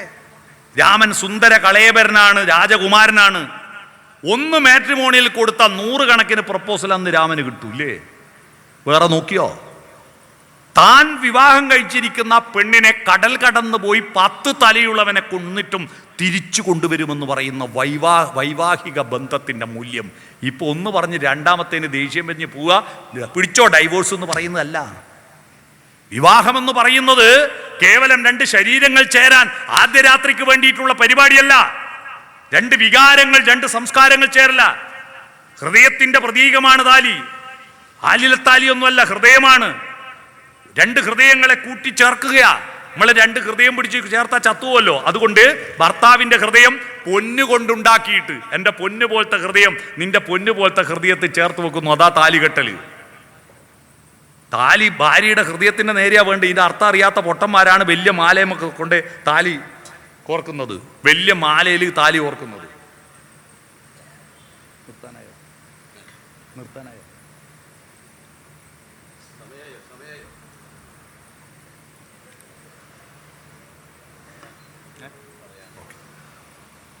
വലിയ മാലയമൊക്കെ ഓർക്കും. നിങ്ങൾ വീട്ടിൽ പോയി കണ്ണാടി നോക്കൂ. പല ഭർത്താക്കന്മാരുടെ ഹൃദയം ഭാര്യയുടെ ഹൃദയത്തുമല്ലല്ലോ, ഉദരത്തുമല്ല ഉള്ളത്. അറിയണം ആ വിവാഹബന്ധത്തിന്റെ മൂല്യം. അതാണ് രാമായണം നമ്മളോട് പറയുന്നത്. സ്ത്രീ പുരുഷ ബന്ധത്തിന്റെ മൂല്യം ലോകത്തോട് ഉദ്ഘോഷിച്ച കൊല്ലരുതെന്ന ആഹ്വാനം. അതുവരെ കാട്ടാളന്മാരായി നടന്നിട്ട് കൊന്നു തിന്നിരുന്ന മനുഷ്യനോട് കൊല്ലരുതെന്ന് പറഞ്ഞ് കൗഞ്ചപ്പക്ഷികളിൽ ഒന്നിനെ അമ്പെയ്ത് വീഴ്ത്തുന്ന ദുഃഖം, ശോകമാണ് ശ്ലോകമായത്. ആ ശ്ലോകമാണ് മാ നിഷാദ പ്രതിഷ്ഠാത്വമഗമ ശാശ്വതി സമ. അതാണ് കാവ്യമായി മാറിയത്. അതാ രാമായണം. കൊല്ലരുത്. ഇപ്പോഴും കൊല്ലുന്നില്ലേ? വയനാട്ടില് എൻ്റെ വീട്ടിൽ നിന്ന് 37 കിലോമീറ്റർ പോയാൽ മാനന്തവാടി എത്തും. അവിടെ തലപ്പുഴയിൽ കാപ്പിക്കുരു പെറുക്കാൻ വേണ്ടി പോയിരിക്കുന്ന ഒരു സ്ത്രീ, ഒരു ആദിവാസി സ്ത്രീയെ ഒരു കടുവ കൊന്ന് തിന്നുകളഞ്ഞു. ഭയങ്കര കുഴപ്പമായിരുന്നു അവിടെ ഹർത്താല്. ഈ കടുവയ്ക്ക് പച്ചക്കറി തിന്നാൻ പറ്റില്ല, വെണ്ടക്കയും ഉരുളക്കിഴങ്ങും തിന്നാൻ പറ്റില്ല. അതിന് ഇറച്ചിയേ പറ്റൂ. അതിനാണ് കൂർത്ത നഖങ്ങളും കൂർത്ത പല്ലുകളും കൊടുത്തത്. അതിന് കാട്ടിലെ മുയലും കാട്ടിലെ മാന്യേ തിന്നാൻ പാടുള്ളൂ. നാട്ടിലെ പശുവിനെയും നാട്ടിലെ ആടിനെയും തിന്നരുതെന്ന് അറിയോ? അതിന് നാട്ടിലേതാ കാടിലേതാന്ന് അതിനറിയില്ല. അതൊരു ദിവസം രാധയെ കണ്ടു. രാധയെ കണ്ടപ്പോൾ ഇത് റേഷൻ കാർഡിൽ പേരുള്ള, വോട്ടർ പട്ടികയിൽ പേരുള്ള, സ്കൂളിൽ പോയി പഠിച്ച, അമ്പലത്തിൽ പോയി തൊഴുന്ന സ്ത്രീയാണ്. ഇവരെ തിന്നണ്ടെന്ന് അറിയോ കടുവക്ക്? മാംസമുള്ള ഏതിനെയും അത് പിടിച്ചു തിന്നും. അത് തിന്നാൻ വേണ്ടി കൊന്നതാ. അതിൻ്റെ പേരിൽ ഹർത്താൽ. 2024 വന്യമൃഗങ്ങളിൽ കൊല ചെയ്യപ്പെട്ട മൃഗങ്ങൾ എത്ര, മനുഷ്യരെത്ര? ഞാൻ കണക്കെടുത്ത് നോക്കുമ്പോൾ 68 പേര് ഒറ്റ കൊല്ലം കൊല ചെയ്യപ്പെട്ടിട്ടുണ്ട്. ഞാൻ തലയെ കൈവച്ചു പോയി. എൻ്റെ അമ്മ, ഇത്രയും വന്യമൃഗങ്ങൾ കൊന്നോ? ആന കൊന്നതത്ര, പോത്ത് കൊന്നതത്ര, കടുവ കൊന്നതത്ര എന്ന് കണക്കെടുത്ത് നോക്കിയപ്പോഴാണ് മനസ്സിലായത് അതിൽ 48 പേരും മരിച്ചത് പാമ്പ് കടിയേറ്റിട്ടും തേനീച്ചയും കടന്നലീച്ചയും കുത്തിയിട്ടുമാണ്. 48. 20 ആളെ മാത്രമേ ആനയും കടുവയും കാട്ടുപോത്തും പുലിയും കരടിയും കൂടി കൊന്നിട്ടുള്ളൂ. എന്നിട്ട് ഞാൻ വീണ്ടും ഒരു കണക്കെടുത്ത് നോക്കി. ഈ കേരളത്തിൽ 2024 മനുഷ്യമൃഗങ്ങൾ കൊന്നതത്ര 311 ആളെ കൊന്നിട്ടുണ്ട്. 311 ആളെ മനുഷ്യമൃഗങ്ങൾ കൊന്നിട്ടുണ്ട്. ആരെ? ഏതാ മനുഷ്യന്? 2 പട്ടിക്കുട്ടിക്ക് ഒരിറച്ചി കഷ്ണം കിട്ടിയാൽ പകുതി മുറിച്ച് നീ എടുത്തോ, പകുതി എനിക്ക് തന്നേക്കൂ എന്ന് പറയാൻ ഭാഷയില്ല, വാക്കുകളില്ല. അതിന് കടി കൂടിയിട്ട് സർവൈവൽ ഓഫ് ദി ഫിറ്റസ്റ്റ്, കയ്യൂക്കുള്ള കാര്യക്കാരൻ കൊണ്ടുപോകും. നമുക്ക് ഭാഷയുണ്ട്. സ്നേഹഗായികേ നിൻ സ്വപ്നവേദിയിൽ ഗാനോത്സവമെന്നു തുടങ്ങും, ആനന്ദ ഗാനോത്സവമെന്നു തുടങ്ങും. നിൻ പ്രേമപൂജതൻ നിർവൃതി പുഷ്പങ്ങൾ നിത്യവും ഞാനണിയും, നിൻരാഗം താനം പല്ലവി കേട്ടൻ പൊന്നമ്പലമുണരും, മനസാം പൊന്നമ്പലമുണരും എന്ന് പാടാനറിയാം. കടുവക്കും പൂച്ചക്കും പട്ടിക്കും അറിയില്ല. എന്നിട്ട് ഈ മനുഷ്യൻ 311 കൊന്നോ? ഈ കടുവ കൊന്നത്, ആന കൊന്നത് 20 മാത്രം. പാരാമൃഗം. ഈ ഭൂമണ്ഡലത്തിൽ 2024 1,14,000 കൊലപാതകങ്ങൾ മനുഷ്യർ കൊന്നിട്ടുണ്ട്. ഈ കഴിഞ്ഞ ഒറ്റ കൊല്ലം മനുഷ്യരെ കൊന്നതിൻ്റെ കണക്ക് 1,14,000. അതിൽ കുറേ ഉക്രൈൻ റഷ്യ യുദ്ധത്തിലാണ്, കുറേ ഇസ്രായേൽ ഗാസ പാലസ്തീൻ യുദ്ധത്തിലാണ്. എന്നിട്ട് മനുഷ്യനാന്ന് പറഞ്ഞ് നടക്കുക. നമ്മുടെ ശരീരത്തിൻ്റെ ചോദനകൾ നിയന്ത്രിക്കണം. അച്ഛനും മകനും തമ്മിലുള്ള ബന്ധം. ദശരഥൻ യുദ്ധത്തിന് പോകുമ്പോൾ കൈകേയി തേർത്തട്ടിൽ ഇരുന്നിട്ട് ചക്രത്തിന്റെ ആണി ഊരിപ്പോയപ്പോൾ വിരൽ വെച്ച് സഹായിച്ചതിന് 2 വരം തരാന്ന് പറഞ്ഞു. കൈകേയി പറഞ്ഞത് അക്കൗണ്ടിലിട്ടെ, ഞാൻ ആവശ്യമുള്ളപ്പോൾ എടുത്തോളാം. രാമനെ അഭിഷേകം ചെയ്യുന്നതിൻ്റെ തലേ ദിവസം കൈകേയി അന്ന് കൊടുത്ത അക്കൗണ്ടിലെ വരം പലിശക്ക് പലിശയും കൂട്ടുപലിശ അടക്കം വേണമെന്ന് പറഞ്ഞു. ഇതാ ഭാര്യക്ക് എന്തെങ്കിലും കൊടുക്കണമെന്ന് വിചാരിച്ചാൽ പിന്നേക്ക് വെക്കാതെ അപ്പം തന്നെ കൊടുത്ത് തീരുമാനാക്കിയേക്കണം. പിന്നേക്ക് വെച്ചാൽ പിന്നെ പ്രശ്നമാണ്. അങ്ങനെ ഇത് കേട്ട ഉടനെ ദശരഥൻ ബോധം കെട്ട് വീണു. പിന്നെ ബോധം വന്നപ്പോൾ രാമന്റെ കൊട്ടാരത്തിലേക്ക് കൊണ്ടുപോകാൻ പറഞ്ഞു. രാമനോട് പറഞ്ഞു, ദശരഥൻ മരിച്ചാലും സത്യം മരിക്കരുത്. എനിക്ക് കൈകേയിയുടെ വാക്കുകൾ നിഷേധിക്കാം, കൈകേയിക്ക് എന്നെ ഒന്നും ചെയ്യാൻ പറ്റില്ല, പക്ഷേ സത്യം മരിച്ചു പോകും. അതുകൊണ്ട് എനിക്ക് ഈ വാക്ക് പാലിച്ചേ തീരൂ. പക്ഷേ നിനക്കൊരു കാര്യം ചെയ്യാം രാമ, ഞാൻ നിസ്സഹായനാണെന്ന് പറഞ്ഞ് നിർത്തിയിട്ട് എന്നെ കാരാഗൃഹത്തിലടക്ക്, എന്നിട്ട് നീ അഭിഷേകം നടത്തണം രാമ. ആ സമയത്ത് രാമൻ പറഞ്ഞു, അച്ഛാ 3 തരം മക്കളുണ്ട്. ഒന്ന് താതകാര്യമനാജ്ഞപ്തമാകിലും മോദേന ചെയ്യുന്ന പുരുഷനുത്തമൻ. അച്ഛൻ്റെ മനസ്സിലുള്ള കാര്യം അനാജ്ഞപ്തം, ആജ്ഞാപിക്കാതെ അച്ഛൻ്റെ മനസ്സറിഞ്ഞു ചെയ്യുന്ന മകനാണ് ഉത്തമ മകൻ, ഉത്തമ പുത്രൻ. താതൻ നിയോഗത്താൽ ചെയ്തടങ്ങുന്നവൻ മധ്യമപുത്രൻ എന്നറിഞ്ഞാലും അച്ഛൻ പറഞ്ഞിട്ട് ചെയ്യുന്നവൻ മധ്യമനാണ്. 3 അച്ഛൻ പറഞ്ഞിട്ടും ഇക്കാര്യം എന്നാലെ കർത്തവ്യമല്ലെന്ന് വെച്ചടങ്ങുന്നവൻ. എനിക്കിത് ചെയ്യാൻ പറ്റില്ലെന്ന് പറയുന്നവൻ ആരാ? അധമൻ അല്ലേ? പറഞ്ഞാതെ ചെയ്യുന്നവൻ ഉത്തമൻ, പറഞ്ഞിട്ട് ചെയ്യുന്നവൻ മധ്യമൻ, പറഞ്ഞിട്ട് ചെയ്യാത്തവൻ അധമൻ എന്നല്ലേ നിങ്ങൾ പറഞ്ഞത്? അല്ല, രാമായണവും രാമനും പറയുന്നത് പിത്രോർ മലമെന്നു ചൊല്ലുന്നു സത്തുക്കൾ. അത് പിതാവിൻ്റെ മകനല്ല, മലമാണെന്നാ. നിങ്ങളുടെ എല്ലാം വീട്ടിൽ എത്ര മലമുണ്ടെന്നൊരു കണക്ക് എടുക്കണം കേട്ടോ. അച്ഛൻ പറഞ്ഞിട്ട് കേൾക്കാത്ത മക്കൾ മലമാണ്. ഭാര്യയും അച്ഛനും മകനും തമ്മിലുള്ള ബന്ധം, ജ്യേഷ്ഠനും അനുജനും തമ്മിലുള്ള ബന്ധം എന്താ? രാമനോട് മാത്രമേ കാട്ടിൽ പോകാൻ പറഞ്ഞിട്ടുള്ളൂ, ലക്ഷ്മണന് പോകേണ്ട യാതൊരു ആവശ്യമില്ല. പക്ഷെ രാമനും സീതയ്ക്കും കാവലാളായി ലക്ഷ്മണൻ, ആദ്യത്തെ വളണ്ടിയർ ലക്ഷ്മണനാ. സ്വയം സന്നദ്ധ സേവനകനായിട്ട് കാട്ടിൽ പോയി. ആ ലക്ഷ്മണന്റെ സാന്നിധ്യമാണ് രാമനും സീതയ്ക്കും കാടൊരു മധുവിധുവായത്. കൊട്ടാരത്തിൽ ഒരിക്കലും രാമനും സീതയ്ക്കും സ്വസ്ഥതയുണ്ടായിരുന്നില്ല. പാരയോട് പാരയായിരുന്നു. കാട്ടിലാണവർ.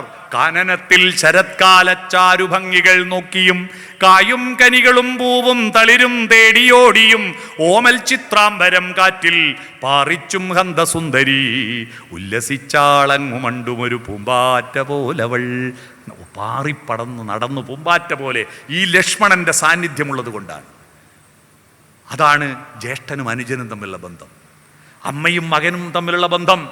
ലക്ഷ്മണൻ കാട്ടിലേക്ക് പോകുമ്പോൾ സുമിത്രയുടെ അനുഗ്രഹം വാങ്ങാൻ പോകുന്നു. ഇന്നാണെങ്കിൽ എന്താ പറയാ അമ്മമാര്? നീ പോന്നൊക്കെ ശരി, നിന്റെ തടി രക്ഷിച്ചോളണോ, ജ്യേഷ്ഠനാന്ന് പറഞ്ഞ് വീണ് മരിക്കണ്ട, എന്തെങ്കിലും പ്രയാസമുണ്ട് അപ്പം ഇങ്ങോട്ട് പോരി കേട്ടോ എന്നൊന്നും അല്ല അമ്മ പറഞ്ഞത്. നീ കാട്ടിലെത്തിയാൽ രാമം ദശരഥം വിദ്ധിം മാം വിദ്ധിം ജനകാത്മജം അയോധ്യാമടവിം വിദ്ധിം ഗച്ഛതാദ യഥാസുഖം. കാട്ടിലെത്തിയാൽ അച്ഛന് തുല്യനായിട്ട് രാമനെ കാണണം, അമ്മയായിട്ട് സീതയെ കാണണം, കാടിനെ അയോധ്യയായി കാണണം. മകനെ സുഖമായി പോയി വരൂ.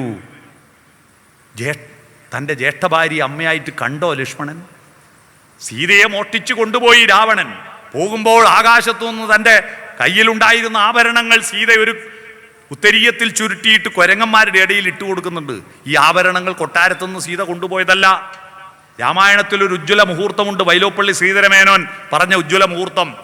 തൻ്റെ ഭാര്യയെ, തൻ്റെ മകളെ വിവാഹപ്പന്തലിൽ ഇറക്കുന്ന ഒരു അമ്മയ്ക്ക് കിട്ടുന്ന അനുഭൂതി കിട്ടാൻ വേണ്ടി 10,000 വർഷം തപസ് ചെയ്ത മഹാതപസ്വിനിയായിരിക്കുന്ന അനസൂയാദേവി രാമനും സീതയും ലക്ഷ്മണനും ആശ്രമത്തിൽ വന്നപ്പോ സീതയെ അകത്ത് വിളിച്ചു കൊണ്ടുപോയിട്ട് അവൾ തനിക്ക് കിട്ടിയ തപസ്സാവല്യമായിരിക്കുന്ന അംഗരാഗങ്ങൾ, മാലകൾ, ആടകൾ, പണ്ടങ്ങളെല്ലാം സീതയെ അണിയിച്ചുകൊണ്ട് ശ്രീരാമന്റെ അടുത്തേക്ക് വിവാഹപ്പന്തലിൽ ഇറക്കും പോലെ ഇറക്കിക്കൊണ്ടുവരുന്ന ഒരു രംഗമുണ്ട്. ഉജ്ജ്വല മുഹൂർത്തം. അന്ന് കിട്ടിയ ആഭരണം മുഴുവൻ ഉത്തരീയത്തിൽ പൊതിഞ്ഞിട്ട് ഒരു പർവ്വതത്തിന്റെ മുകളിലുള്ള വാനരന്മാരുടെ ഇടയിലേക്ക് ഇട്ടു. രാമനും ലക്ഷ്മണനും സീതാന്വേഷണത്തിനായി പോകുമ്പോൾ ഋഷ്യമൂകാചലത്തിൽ വെച്ച് ഈ വാനരന്മാരെ കണ്ടു. സുഗ്രീവൻ, ഹനുമാൻ, ജാമ്പവാൻ. അവര് പറഞ്ഞു, ഒരു സ്ത്രീ കരഞ്ഞുകൊണ്ടിട്ട ഒരു ആഭരണ കിഴിയുണ്ട്, ഇത് നോക്കൂ, ഇത് നിങ്ങളുടെ സീതയുടേതാണോ? സീതേ എന്ന് പറഞ്ഞിട്ട് രാമൻ പൊട്ടിക്കരയുന്നു. ഈ ആഭരണങ്ങളോട് ചോദിക്കുന്നു, നിങ്ങളും എൻ്റെ സീതയെ ഉപേക്ഷിച്ചോ? കണ്ണുകളെ വിശ്വസിക്കാൻ പറ്റാതെ ലക്ഷ്മണനോട് ചോദിച്ചു, ലക്ഷ്മണ നോക്കൂ, നിന്റെ ജ്യേഷ്ഠത്തിയുടെ വളകളല്ലേ ഇത്? എനക്കറിയില്ല ജ്യേഷ്ഠ. അറിയില്ലേ? മാല അറിയില്ല, മോതിരം അറിയില്ല, കമ്മല് അറിയില്ല. അവസാനം പാദസരം, കൊലുസ് കാണിച്ചപ്പോൾ ലക്ഷ്മണൻ പറഞ്ഞു, ആ പാദങ്ങളിൽ പുഷ്പങ്ങൾ അർപ്പിച്ച് നമസ്കരിക്കുമ്പോൾ ഞാൻ ആ പാദസരം കണ്ടിട്ടുണ്ട്, ഇത് ജ്യേഷ്ഠത്തിയുടെ തന്നെ. അത്ര പോലും ജ്യേഷ്ഠത്തിയുടെ ആഭരണങ്ങൾ ഒരു നോക്കുപോലും നോക്കാത്ത പുണ്യശ്ലോകനായിരിക്കുന്ന അനുജൻ മൂല്യബോധത്തിന്റെ പ്രതീകമാ. അനുജന്റെ ഭാര്യയോട് ജ്യേഷ്ഠൻ കാണിച്ചതോ? രാമായണത്തെക്കുറിച്ച് ശ്രീകണ്ഠൻ നായർ എഴുതിയ നാടകത്രയങ്ങളുണ്ട് 3. ആ നാടകത്രയത്തിൽ ഒരു നാടകം കാണുമ്പോൾ ഞാൻ പൊട്ടിക്കരഞ്ഞൊരു രംഗമുണ്ട്. ലങ്കയിൽ നിന്ന് സീതയെ വീണ്ടെടുത്ത് കൊട്ടാരത്തിലെത്തിയിട്ട് രാത്രിയിൽ എല്ലാവരും ക്ഷീണത്താൽ, ആലസ്യത്താൽ മയങ്ങുമ്പോൾ രാമൻ ഒറ്റയ്ക്ക് പോവുകയാണ്. ലക്ഷ്മണന്റെ ഭാര്യ ഉർമിള ഉറങ്ങുന്ന അന്തപുരത്തിലേക്ക്. അവിടെ പോയിട്ട് ആ ഉർമിളാദേവിയുടെ പാദങ്ങൾ സ്പർശിച്ചിട്ട് രാമൻ പറയുന്നു, എൻ്റെ കൂടെ സീതയുണ്ട്, സീതയുടെ കൂടെ ഞാനുമുണ്ട്. എന്നാൽ തൻ്റെ ഭർത്താവിനെ ഉപേക്ഷിച്ച് 14 സംവത്സരം ഭർത്താവ് ഉണ്ടോ ഉറങ്ങിയോ എന്നറിയില്ല. കാട്ടുതീയിൽപ്പെട്ട് വെന്തുപോയോ, മൃഗങ്ങൾ പിടിച്ച് ഭക്ഷണമാക്കിയോ, രാക്ഷസന്മാർ വിഴുങ്ങിക്കളഞ്ഞോ, സർപ്പദംശനമേറ്റ് മരിച്ചോ ഒന്നും അറിയാതെ ഭർത്താവ് ഗൾഫിൽ പോയിട്ട് 3-ാമത്തെ ദിവസം വീഡിയോ കോൾ ചെയ്തിട്ടില്ല. ഭാര്യന്റെ കുഴപ്പമെന്താ? ഇതൊരു വിവരമില്ലാതെ 14 വർഷം ഭർത്താവിനെയും സ്മരിച്ച് ഭർത്തമാതാക്കളെയും ശുശ്രൂഷിച്ച് ജീവിച്ച 14 വർഷം സഹിച്ച പ്രിയപ്പെട്ട മോളെ, നിന്റെ ജീവിതത്തിന്റെ മഹാത്യാഗമാണ് മോളെ ഈ രാമന്റെ വിജയമെന്ന് പറഞ്ഞ് കരയുന്ന രാമനെ നിങ്ങൾ കണ്ടിട്ടുണ്ടോ? മൂല്യബോധത്തിന്റെ കാവ്യമാണ് രാമായണം. അറിയണം, അന്നത്തെ പ്രാകൃതാവസ്ഥയിൽ നിന്ന് മാനവികാവസ്ഥയിലേക്കുള്ള മാറ്റത്തിന്റെ കഥയാണത്. അടുത്ത അവതാരം ബലരാമനാണ്, അല്ലേ? ഹലായുധൻ. എന്താ വേദാന്തം പ്രസംഗിച്ചപ്പോരാ, ഗോതമ്പ കൃഷി ചെയ്യണോ? കലപ്പയായുധമാക്കിയവൻ അമ്പാടിയിൽ കാളിന്തി നദിയിൽ അണകെട്ടിയിട്ട് കലപ്പ കൊണ്ട് ചാല് കീറി കനാല് കീറിയിട്ട് അമ്പാടിയിലേക്ക് വെള്ളമിറക്കി കൃഷി ചെയ്ത ആദ്യത്തെ ഇറിഗേഷൻ വകുപ്പ് മന്ത്രി ബേബി ജോണല്ല, ബലരാമനാ. മനസ്സിലായോ? ബലരാമനാ ഇറിഗേഷൻ വകുപ്പ് മന്ത്രി. പണ്ടൊരു ആട്ടിടയൻ തപസ് ചെയ്ത പാട്ട് കേട്ടിട്ടില്ലേ നിങ്ങൾ? ആട്ടിടയൻ തപസ്സു ചെയ്തു, ചെമ്പക പൂങ്കാവനത്തിലെ പൂമരച്ചോട്ടിൽ പണ്ടൊരിക്കലൊരാട്ടിടയൻ തപസ്സിരുന്നു. വിണ്ണിൽ നിന്നും വന്നിറങ്ങിയ ഭഗവാനപ്പോൾ ഒരു ചന്ദനത്തിൻ മണി വീണ അവനു നൽകി. ഇന്നാണെങ്കിൽ ആപ്പിൾ ഫോൺ നൽകി എന്ന് പറഞ്ഞാൽ മതി. തങ്ക സ്വപ്ന ശതങ്ങളാം തന്ത്രികൾ കെട്ടി അതിൽ സുന്ദര പ്രതീക്ഷകൾ തൻ ചായം പൂരട്ടി ആർത്തലയ്ക്കും ഹൃദയത്തിൽ തുളുമ്പിയ രാഗങ്ങൾ രാത്രിയും പകലും അവൻ വീണയിൽ മീട്ടി. ഇപ്പൊ കുട്ടികൾ രാത്രിയും പകലും വീണയിൽ മീട്ടലല്ലേ? ആ മധുര സംഗീതത്തിൻ ലഹരിയാലെ സ്വന്തം ഭൂമി ദേവിയെ പാവം മറന്നുപോയി. ശ്യാമളമാം ഭൂമിയാകെ പാഴ്മരുവായി മാറിപ്പോയി. പാവമപ്പോൾ പശിയാലെ പാട്ടു നിർത്തി. വിശന്നപ്പോൾ പാട്ട് നിർത്തി, ഭൂമി മരുഭൂമിയായി.